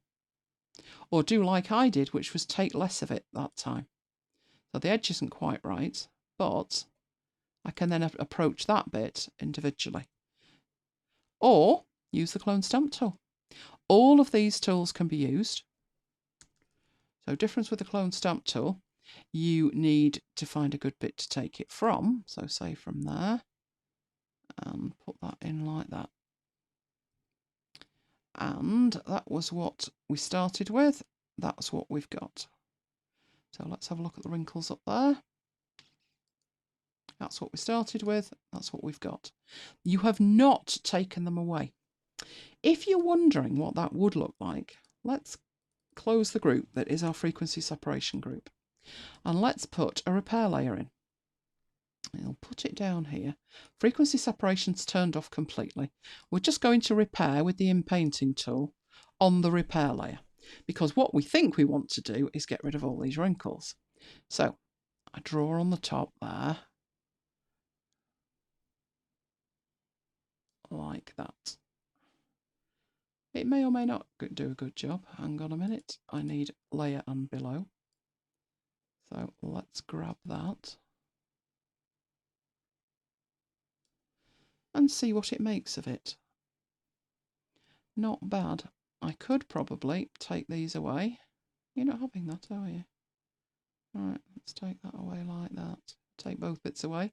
Should disappear. But at this stage, you are risking her becoming plastic. And what you're doing is you're working on the colour and the texture at the same time. So what you'll end up with is, well, what you've got, plastic, not good. It looks like it's been repaired. If we compare that one, and I've also got hair in here, see this? It's copied the hair down and it's not letting me get rid of it either. We do that. No. Oh, I'd have to work on that to get rid of the hair. That's not good. So you see where the repair tools are showing you their limit. And that's what we started with. That's what we've ended up with. One, the repair isn't great. And two, she's starting to look plastic. Not natural. If you compare that with what we've got here, no hair's moved, everything's natural. That's what makes the difference with the frequency separation. It does work fabulously, fabulously well. Right, I assume you can also paste another texture onto the high frequency layer. Yes, you can. So you are literally separating out the texture of an image from the colour of an image. You can do whatever you like then on those two layers. Right, that was that image. I have one more image, which is even more tricky. But you can do a fairly decent job on it. So now you've got all the tools. You should be telling me now what I need to do with this. Now this one's trickier because we actually have smiling wrinkles, which is here, where a face creases up when it's smiling. But we also have quite deep... Are they wrinkles? I guess they are wrinkles, aren't they? Just skin aging, really, is what it is. We've also got the mother and father of all eyeshadow mascara nightmares going on, but we're not going to worry about that. One thing at a time. So what we need to do with that is mitigate these round the eye, these bits round the mouth, and while the top of the forehead's not bad, across the nose here and where the eyebrows are. But if you try with this to repair it with the repair tools alone, you'll have the problem, and it won't do a bad job actually, although it would help if I was selecting from all the layers. It won't do a bad job, but it will do a better job if you use frequency separation. Where you will start to have problems is if you're trying to get rid of things like this and you're snaking across there. You'll end up with patches that you can see. So I've got a repeating pattern there. That and that are a repeating pattern. It's not done a bad job, but it's not perfect. So let's get rid of that. In fact, we'll delete it because we're going to do it another way. First thing to do, duplicate the layer, Command and J. Filter, frequency separation. And then have a look how that would be. Now 10's a little bit much, I think, with that. I think around the 7 mark is okay. I want enough detail in the colour that I can change the colour to have an impact on it. And I want enough detail over here, I can make changes to that. And I want a good compromise between the two. And I would say 7 is probably about right for that image. So I'll start off on the low frequency, and I do like to see what I'm working with. So I've toggled that off, and I can see that these lines here are not purely texture. They are texture in terms of if I toggle that on and off, but the eye is much more textureful than these. The majority of this is coming from the low frequency layer. So I'll try, with it being such a big area, I'll try going round it like that. Then I will feather it, select feather. I will feather that nicely, hopefully, and OK that, and then blur it. That actually doesn't look bad. The more I take it back, the more those lines will remain there. So I would have an impact at 3, which I wouldn't have at 0. But if I take that up to that level, that should pretty much get rid of them. So apply that, and then turn the frequency layer back on, high frequency. Now at that point, I'm going to do my group maneuver again, so I can toggle them on and off together. Huge difference. The texture not touched. So there is still a texture to her skin, but that actually looks more natural than that does. That is a beautiful texture to the skin. Let's go and have a look by turning that off. How much of the rest of this is the colour and how much is the texture? And we can see there is some of it on the nose. Maybe not as much as you would imagine though. But we'll have a look. Could we get rid of some of this if we did that? So select feather. And OK, and then filter, blur, Gaussian blur. Now we've still got a dark part over on the left. What we don't have is those lines on the nose. Once you start getting up to the 16 point, those lines seem to be mitigated. So let's turn the detail on. Much more natural. Very deep on the nose there, not so deep there.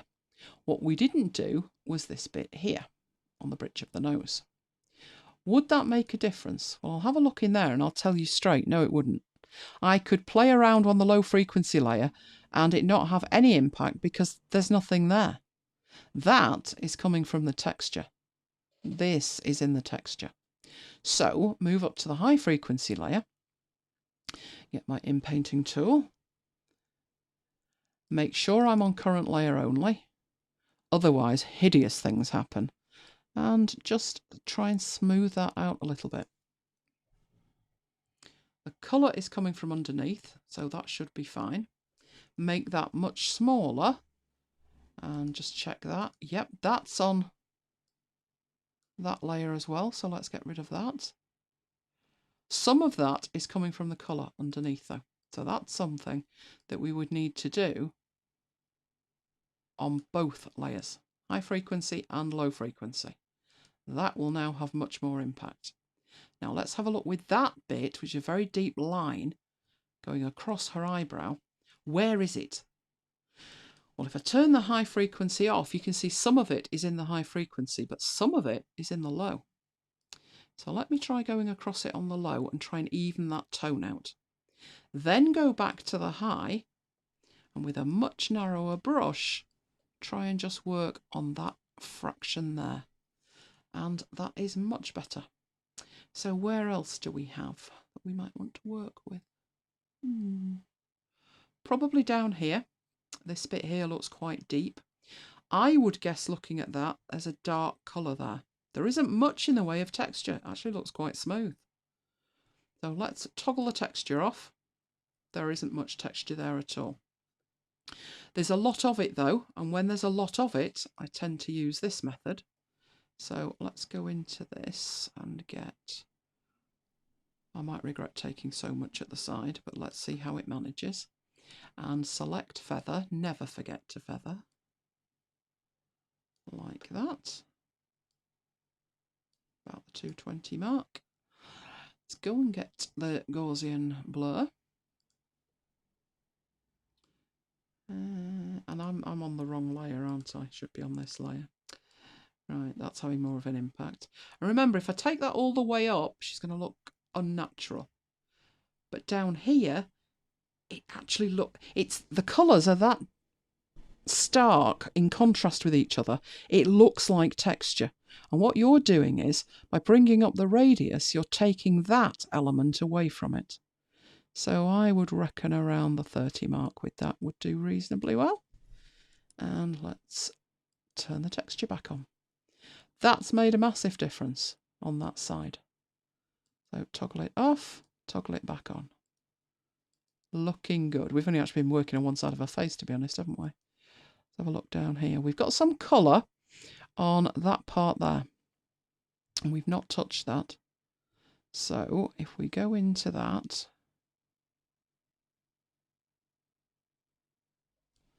same procedure, select feather, and that should do. Filter, blur, there we go. Possibly not that much. Let's try that. Deselect and put the texture back on. Possibly a bit much, but she's looking grand. So that was what we started with. That's what we've got now. Natural, but improved. So let's turn that off. We've got a little dark bit there. So let's work on the low frequency with the inpainting tool. A little bit bigger than that. Try and merge that colour in with the rest, and that will mitigate that. In fact, it's actually gone, hasn't it? We take another run at that there, where there is a difference in colour, and another one there. Some of that is texture, some of it is not. So let's run down there. This will mitigate the wrinkles on that side. Now remember, everything that's there in the skin is still there. All I'm changing here is the colour by smoothing the colour out. And I could, down here, do that bit like we did to the other side, although that is a little bit overdone for my liking. But let's do the other side so she's not, at least she's not uneven. Just won't overdo it this time. Select feather. And apply. Filter. Blur. Let's dial that back a bit. Look what that looks like down there. I just really want to smooth it out. And turn the texture back on. Fantastic. She looks amazing. She looks amazing. If you wanted to take away more of this over here, then you are going to have to start working on the texture layer. Problem with doing that is you will take away, if you do it at 100%, the whole of the skin texture, which is why maybe only work with an opacity of 50 or a flow less than that. So if I wanted to make a bit of an impact on there, but not take the whole thing away completely, change that. And there we go. So I would say I went a little bit mad on the left-hand side there, but it doesn't matter how dark the image is, how bad the wrinkles are, you can make an impact and not make her look plasticky. If you look at the nose, she still has age lines on it, but they're nowhere near as bad as they were before. In fact, you know, I think we've knocked 20 years off there. I think we have. Okay, so frequency separation. Right, let's get into here then. So the beauty of using Affinity Photo for this is that it gives you this option to automatically create the elements you need to apply the frequency separation. It will create for you the high frequency layer, the low frequency layer, and it will change the blend mode. So you don't have to actually know what blend mode to use or know what filter to apply. It will do it for you. Personally speaking, I think it's actually important that you do know that, because then you can look at an image like that and you can use that slider and you are in the best position you can be to choose what options, what numbers to push in. You want enough detail on both sides to be able to edit it. You know, you don't want to take it all the way up so you've just got really sharp on the left and really, really blurred on the right, because that won't give you a satisfactory result. You need somewhere where you can make out the detail on the left and there is enough detail on the right to work with for things like that, where you can see the elephant's back, you can see the colour so you can work with it. So what I would say to you is, the low frequency, the more blurred it is, the less impact working on it has. Now, we saw that in one of my images. I think I probably made it a little bit too much. I think 10 was probably too much for the actual image, which meant when I used my inpainting tool on the low frequency, which is the colour, it didn't have that much of an impact. What I did then was go into it and have a look at it and use a bigger brush, and then it did. So the more blurred the low frequency, the less impact working with it has. Obviously, the converse of that is the sharper the high frequency is, the more impact working with it has. But the reason you need a very nice combination of the two is when you think of working with skin, you don't want to just take away all of the texture and leave the colour, nor do you want to take away all of the colour and leave all of the texture. You want to be able to work independently on both layers to mitigate the impact of them and end up with something that is natural. So that's why it's important to understand the number that you're putting in, so you can get that combination, that sweet spot between the two, where you will be able to have the most impact on your image by adjusting the colours independently of the texture and the texture independently of the colours. So that was one of my most ever requested demos. You wanted to understand frequency separation. So I hope you do now understand frequency separation. We'll be back next week. Now, I have no idea what we'll be doing, apart from the cartoon thing, because you haven't told me what you want. So you need to tell me what demonstrations you would like to see. Tonight it was 3 Affinity photo ones, but sometimes it's Affinity Designer and sometimes it's Mac Toys. So you need to let me know what you would like. And I expect you to go away and try this, and it would be really lovely if you sent me some images before and afters. That would be amazing too. You're right, in that case, with that lady's skin, the last one, you're knocking your ears off and it does it. It looks like Botox. It's a lot cheaper and safer. Have you seen some people after Botox? It's dangerous. Right, I now need to go all the way back up the chat and have a look at Peter's Scrivener question. He may not be here. But he'll be watching. He'll be watching later. He'll be watching later. Okay, here's a good one. To go and steal with the baby. Oh, dear me. Skin kids. Mind you, dogs bark, don't they? I'm more of a dog person myself. Right, here's a Scrivener question. Editing a textbook in Scrivener to keep track of sections, authors, etc.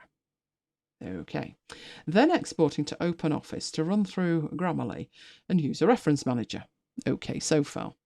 Eventually want to put the finalised text into Designer for the final design. If I highlight the text in Scrivener as headings, subheadings, will all that track through to Designer so that when I change the styles or create a table of contents, I'll have you reconfirm what the... Oh, excellent question. Or dump everything into iBooks Author. Right, if you export from Scrivener, now you're going out to, was that OpenOffice? Did I see OpenOffice mentioned there? I saw it. Your style should go with it,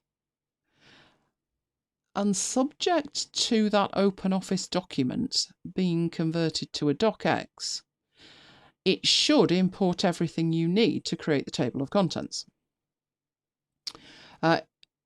Publisher will import docx files, and it will observe the styles that are in there, and then you map the style to your table of content thing in Affinity Publisher. So that technically that should work. Should you dump everything into iBooks Author? I would actually say iBooks Author is a totally different beast. iBooks Author excels when you are including elements within it that are interactive. It's fantastic when it comes to that interactivity. It will also import docx files. It will also build tables of contents for you. But I would say the two are very different. iBooks Author is intended for digital consumption. You can make a PDF of it, but don't bother. Whereas Publisher, at the moment, is a little bit lacking in the output to digital formats. I don't think there's an answer to that that's a definite yes or a definite no. I would say it depends on where it's going. iBooks Author is fabulous to create stuff that's consumed in schools, because every iPad in a school tends to have iBooks on it, and there's a lot of interactivity in materials for children, and therefore they're used to consuming it that way. But if what you want is a PDF, then iBooks really isn't the way to go. So I would say, before you think about how you're actually going to get any output, to think, what output do you need? If you make it iBooks author format, you're cutting out Windows and Android. Maybe that doesn't matter. We made an iBook. I made an iBook within 2 weeks of iBooks author coming out in 2012. And it didn't matter to me. I was going to do a demonstration. And about 3 days into it, I thought, you cannot demonstrate this without writing a book. And I thought, fabulous woman, I've now got 10 days to write a book. And I did. I wrote a guide to MacBites. It had something like 80 to 90 pages in it. It had audio in it. It had video in it. It had galleries in it. So it was very, very interactive. It was heavily loaded with interactivity. And that's why it was in an iBook. The second thing that led to me not being concerned about it being in an iBook was, who's the market for a book on MacBites? Mac users, who will either generally have a Mac or an iPad. And it doesn't matter that you can't read it on a PC. It doesn't matter that you can't read it on Android. So first of all, before you think about, how you are going to get out to a format, think about how the thing's going to be consumed. If all your audience have iPads and are comfortable with iBooks, then go that way. But if you need it in a different format for consumption, go the other way and go through Publisher. That would be my best advice. Right, let's have a look here. Thank you, Charlie. Thank you. Do I use a tablet? I do have a tablet. Do you mean a Wacom tablet? I do own a Wacom tablet. I've no idea where it is. That's how often I use it. I have used it, but it wasn't a Cintiq. It was a fairly standard thing where I had to use my hand with a pencil whilst looking at the screen. And I never really got to the point of it being second nature for me. If I've got that kind of work to do that's incredibly detailed, I'll probably do it on my 11-inch iPad. I also am fortunate enough to have two 12.9-inch iPads with pencils. The 11-inch iPad has Pencil 2, and Pencil 2 is much more comfortable. So I would tend to use that. But no, tablets have never really appealed to me on a desktop. The only one I ever tried on a desktop, and I was blown away, thought it was fabulous, you'll like this one, was on a Microsoft Surface that I stumbled across inadvertently in John Lewis. They had a Surface Studio in there, which looks like an iMac, only it's nicer, and it tilts back. And Mike was playing around with the portable Surface thing, and he had a pen, so I said, give me that pen. And I took the pen and I tried it on the screen, it tilted backwards, and I said, this is beautiful. Could I use that on a regular basis, though? And I actually don't think I could, no. It was great studying John Lewis. One, you stood up. Two, you're doing it for like 30 seconds. But generally speaking, in an office, I probably wouldn't do it. But it was nice and it did work. But no. That's the problem. It's that disconnect where my eye is looking at one thing and my hand is looking at another. Mine wasn't that big either. I think it wasn't an A4 one, I don't think. Or was it? It might have been A4, but it definitely wasn't A3. Now, some people think that absolutely fantastic and they use that as an interface to their computer, which is great if you can do it, but I never got to that point. So for me, it always felt, okay, and now I'm going into, and at the time it was Photoshop, I'm going into Photoshop, so now I need to dust off my tablet. If it doesn't become second nature, I'm just not going to use it. A lot of people have said exactly the same about the Apple Pencil. The original Apple Pencil was a design catastrophe. Given how it charged, we stuck it in the bottom and stuff. There was a disconnect between the pencil and the iPad. The pencil was probably in your bag somewhere. But with the second gen pencil, it's stuck to the side of the iPad. So it's always there. So to be honest, I use an app called GoodNotes. Anybody else use GoodNotes? Let me know. GoodNotes is a digital notepad. Don't think Evernote, stuff like that. No, it's paper. it's A4 pages of paper that you can use different coloured pens, shapes, text, and it's the nearest I've ever come to a physical notebook that I can write on. And although I've got every note-taking app known to mankind, I still like to write. I actually wrote the notes for the frequency separation stuff in there. And then I went back with different colours and highlighted points and then put slide next to it in a different colour. But that's obviously when I'm taking notes. But when I pick up that iPad, even if I'm processing my email, I'll tend to snap the pencil off the side and use that as a tool to navigate the iPad because it's there and it works great and it keeps my hand out of the way.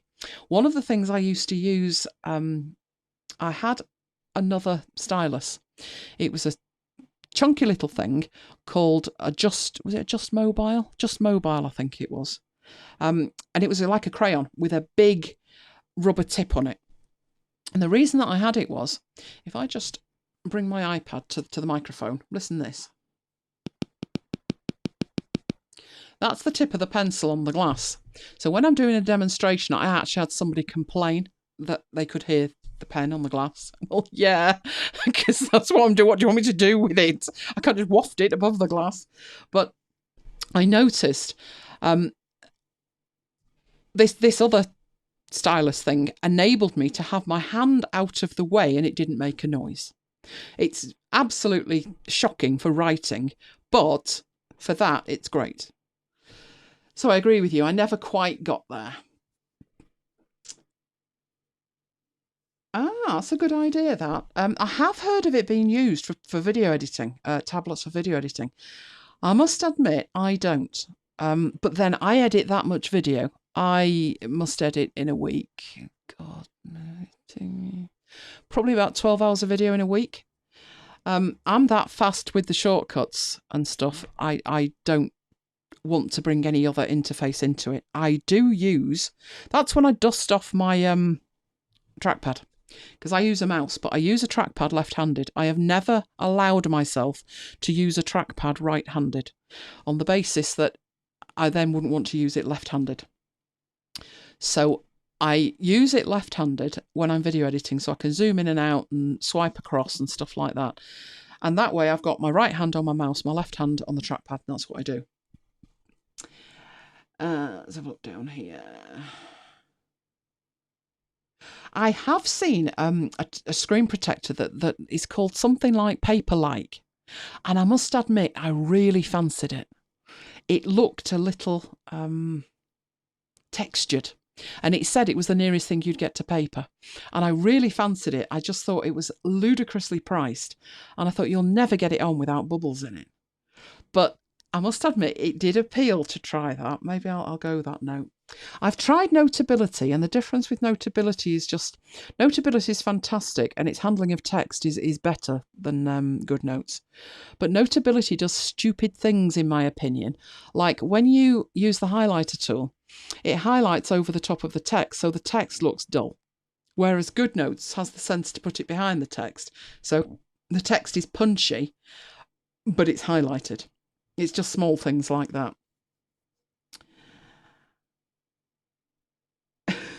GoodNotes is amazing. I'm not a fan of the file management either. I don't know which version of GoodNotes you've used, but the original file management for GoodNotes might as well not have been there. The new file management in the latest version, which I think is GoodNotes 5, is way better. It's got folders and stuff like that, which you sort of had before, but it wasn't nice to use. The file management is now beautiful.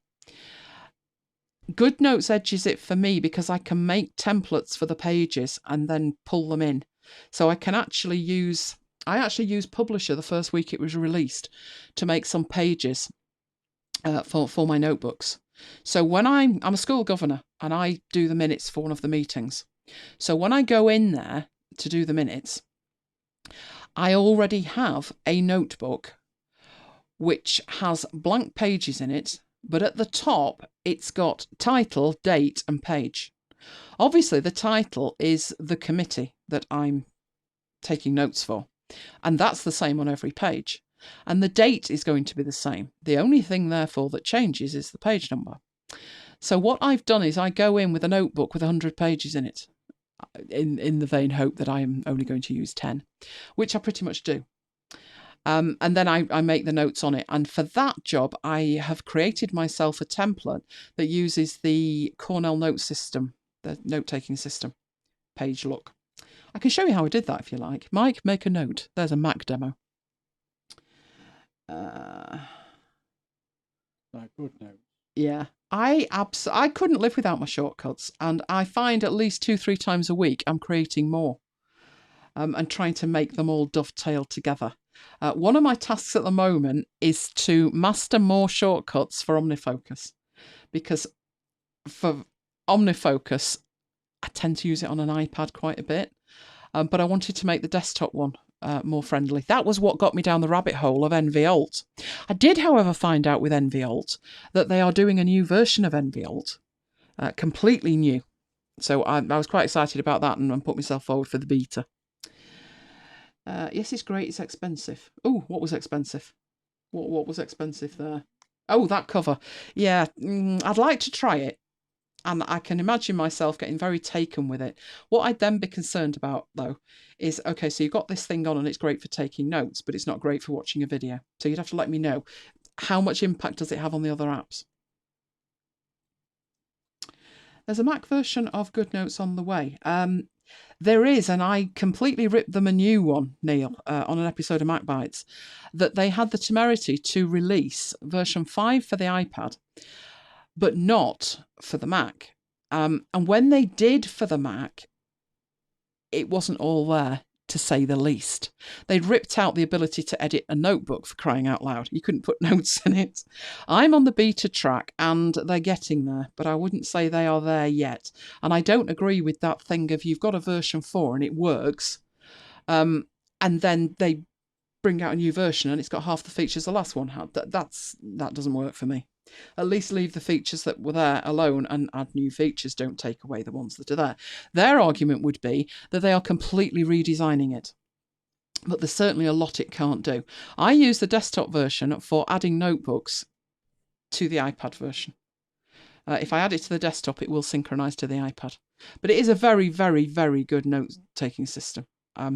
Even for things like when I was making my notes for this, which aren't there. Where are they? Where did I have it? Oh, it's in one of these things here. When I was making the notes with it, I'd not left enough room for a word, and I just grabbed everything, scaled it down, and then added the word at the end. It's little things like that. Hello, Paul. Glad you could join us. Paperlike. Yes, that's that. I must give it a go. How much is it, Mike? Look up Paperlike on Amazon. I'm sure they were selling it on Amazon. I'd need an 11-inch one. It might be worth a go. I'm sure £25 rings a bell, which I thought was all its money. 11-inch. Yeah. 12.9 inch and 10.5 inch. Oh, typical. 7 inch. Oh, that's not good. I guess what I could do is put it on my 10.5 and try it on there. That would mean I'm not working with Pencil 2, though. I clearly need another. Do you know what I did think of doing? Oh, this, you'll like this. I definitely... Oh, $29. 29 quid. Oh, pounds. It's £29. Oh, ouch. That was why I left it alone. But if you're recommending it... I actually seriously contemplated, as did Mike, the prospect of getting an iPad mini and using it as like a notebook, because it's a nice size for the hand. We both decided against it at the moment. My reasoning was I much prefer Pencil 2 and didn't fancy going back to Pencil 1. And Mike's experience was you tried a 9.7. Nearer the microphone if you want them to hear you. I've already got the iPad Air 2. Yes, it was an iPad Air 2 you've got. Oh, you get 2. Yeah, do you know what I did buy? And I haven't had the courage to get out the packet yet. Do you remember that digital recorder we used, the Zoom H6? It's got a screen protector on it that's full of bubbles because it's the shipping one, so it's hanging off the end. And I got a nice little thing for the screen of it, and it's in the drawer. and I need to try getting it on, and there's 2 in the packet, so I can afford to for one mistake. I don't know why I'm so nervous about it, because I put a screen protector on my dad's iPhone 3G, and it was absolutely fine. I always find, though, when it's for somebody else, it's fine, and when it's mine, it's not. Just a mental block I think I have. So, what do we want to look at next week? Who's got ideas for next week? We definitely need to look at this comic creation kit thing.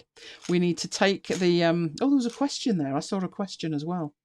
There was a question about Comic Life. Where did that go? Can you include a hyperlink to a page in Comic Life? That's a great question. I want to say no. I don't recall there being a hyperlink. Now, when you say a hyperlink to a page, there's a way to do it, but I don't think it would be in Comic Life. Let me have a look. Let's open up Comic Life.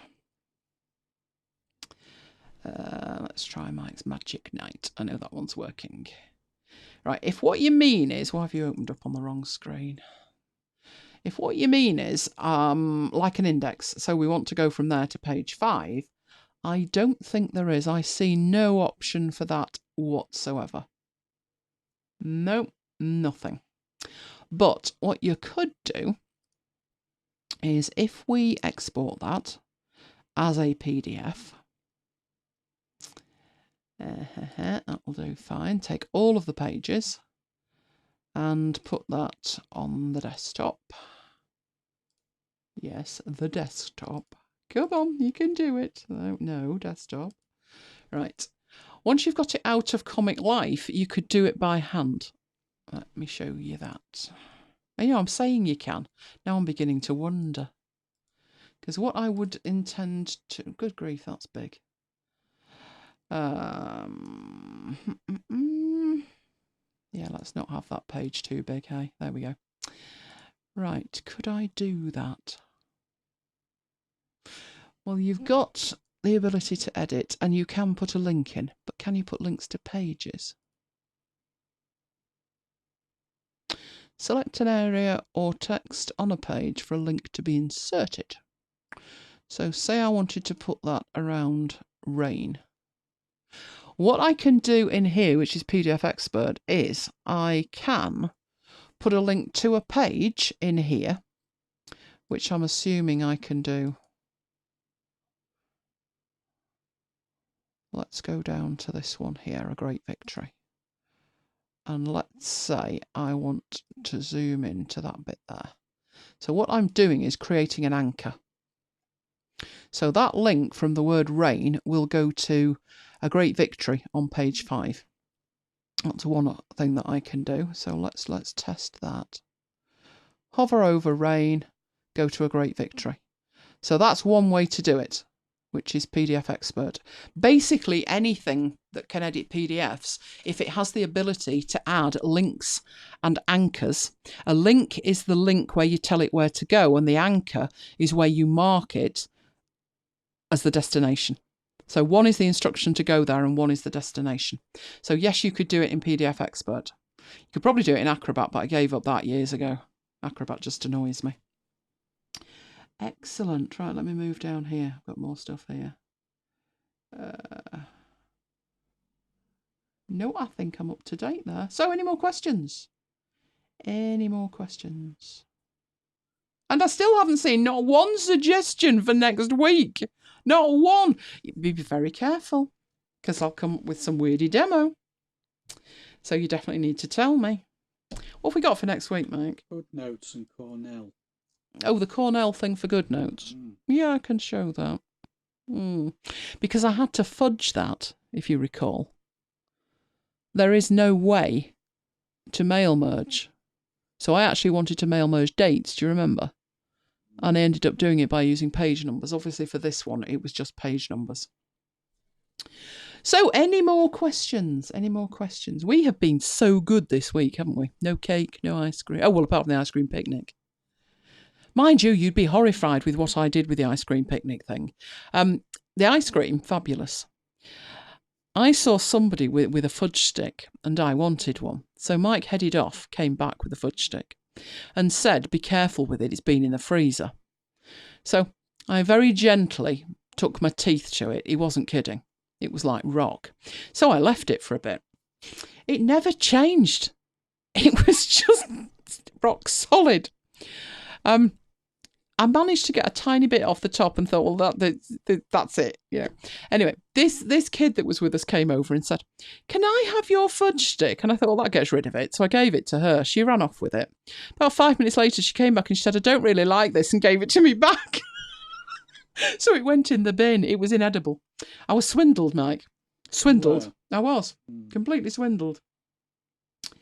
Right. I would love to learn anything more about Affinity Publisher. Okay. Anything really. Anything would be great. I had some stuff for Affinity Publisher, didn't I? Something I've been working on. Which completely escapes me now. But yes, there's always Affinity Publisher, because what we did talk about was doing project-based demos. So tonight was a feature-based demo. What's frequency separation and how do I use it? But I can do like where I've actually made a brochure or something, how it all pulled together. So I can certainly do stuff like that. I'll have a look at Affinity Publisher, because there's lots to do in Affinity Publisher. What I wanted to do was recreate this thing, this comic thing. And my plan was, it's not just a case of putting a background in and you're done. Because Comic Life gives you the fonts, it had the little footballs in it, it had the backgrounds in it, it had the frames in it, it's got the text blocks in it. It is very, very good. My problem with it was it just ground to a halt. So I was thinking it was a job for Publisher. Publisher would give me options as well when it came to things like tables of contents, links, that kind of stuff. All of that's available in Publisher and isn't in Comic Life. Whether I would be prepared to switch or not would depend on its ability to handle things like fonts. And as we discussed when we looked at Comic Life, some of these fonts were £30 each and there was like 50 of them. So if I can't find fonts that look like... Where are we here? You're not zooming in, are you? Like this one here. That's like, these are big, bold, cartoony fonts with big, bold drop shadows on and borders. Some of them have multiple borders on. But this font here is just, it's not exactly Comic Sans, and we don't use Comic Sans. But it's a nice, easy to read, comic-looking font. But given the price of it, what I did think I could do was assemble my document in Publisher, but that font is not licensed for that, so when it comes through, the font is just not there. So I wanted to create a kit that included everything I would need to make a comic in Affinity Publisher. So I will set about doing that this week. Would that I did not get distracted again by urgent... There was a lot of stuff on fire this week, wasn't there, Mike? Yes, if we could make sure that the world isn't on fire next week, I might actually be able to get on.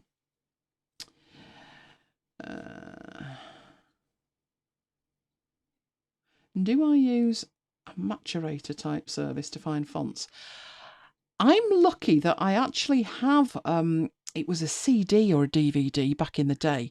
I must have had this thing 12, 13 years.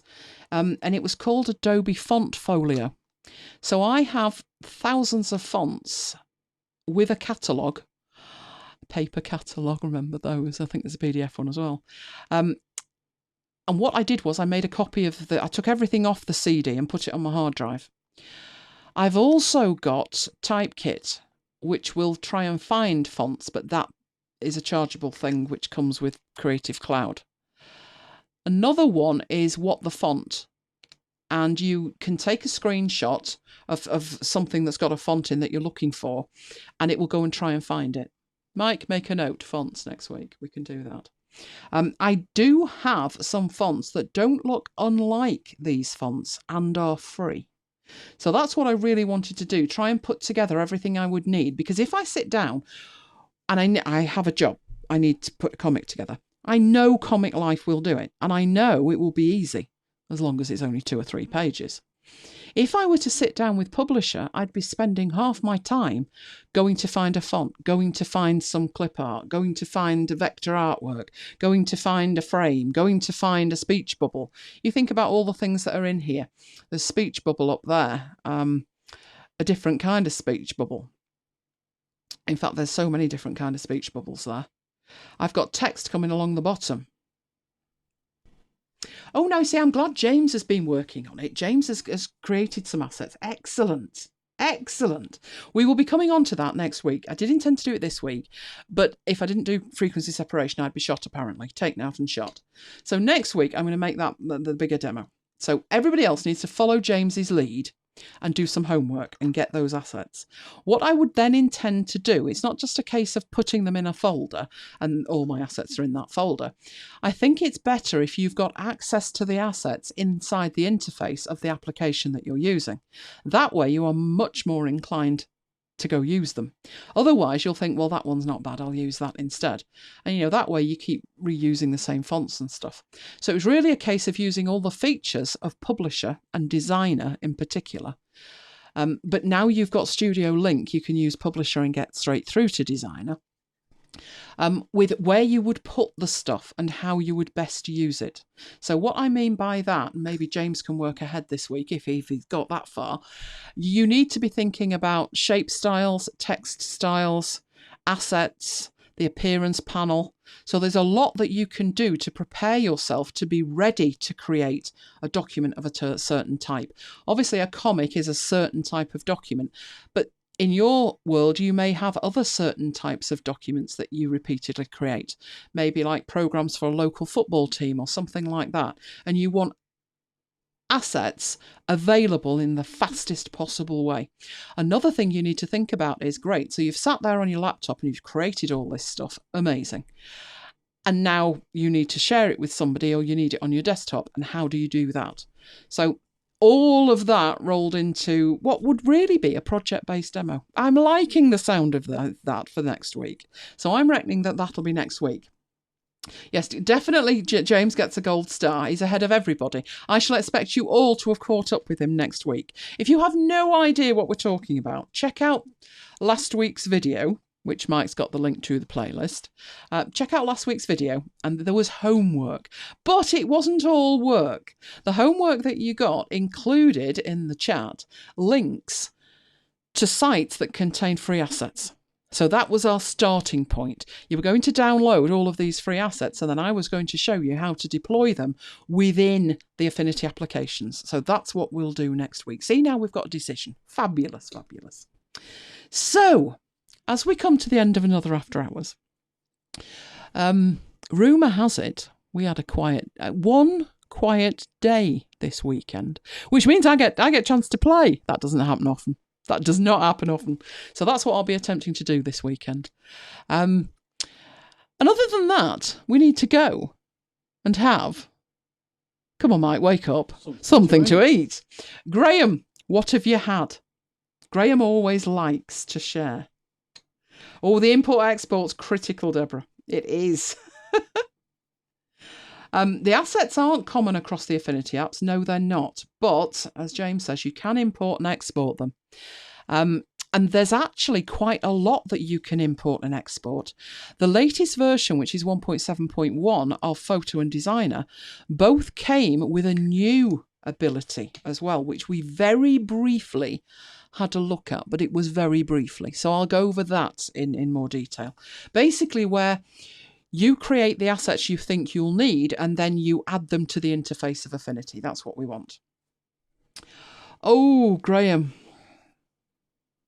You know what I'm thinking, don't you? Bakewell. No Bakewell. It put you off. Do you work with isometric drawings? I personally don't. I have demonstrated them. I've not done more than like an odd cube and stuff like that. So I don't. I could give it a go, I suppose, but I've never really. I'm more of a photo editor Actually, you know, I've moved away from photo editing and now it's document assembly.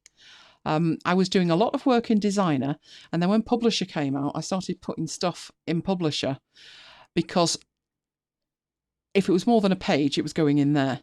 One of the problems I had was working out the printing stuff, because I would then need to send that somewhere and get it printed from somebody who wouldn't have publisher, which has been interesting this week. If we've got a spare one, and I'm sure we'll have a spare one, won't we, Mike? I can explain an issue that I found and how I fixed it. Don't like issues. But that's what life's full of lots of issues with apps. I find that on a regular basis. Do you know, I actually put in another support ticket today. I've got a support ticket open. Or maybe if they're watching, they could get off their collective backsides.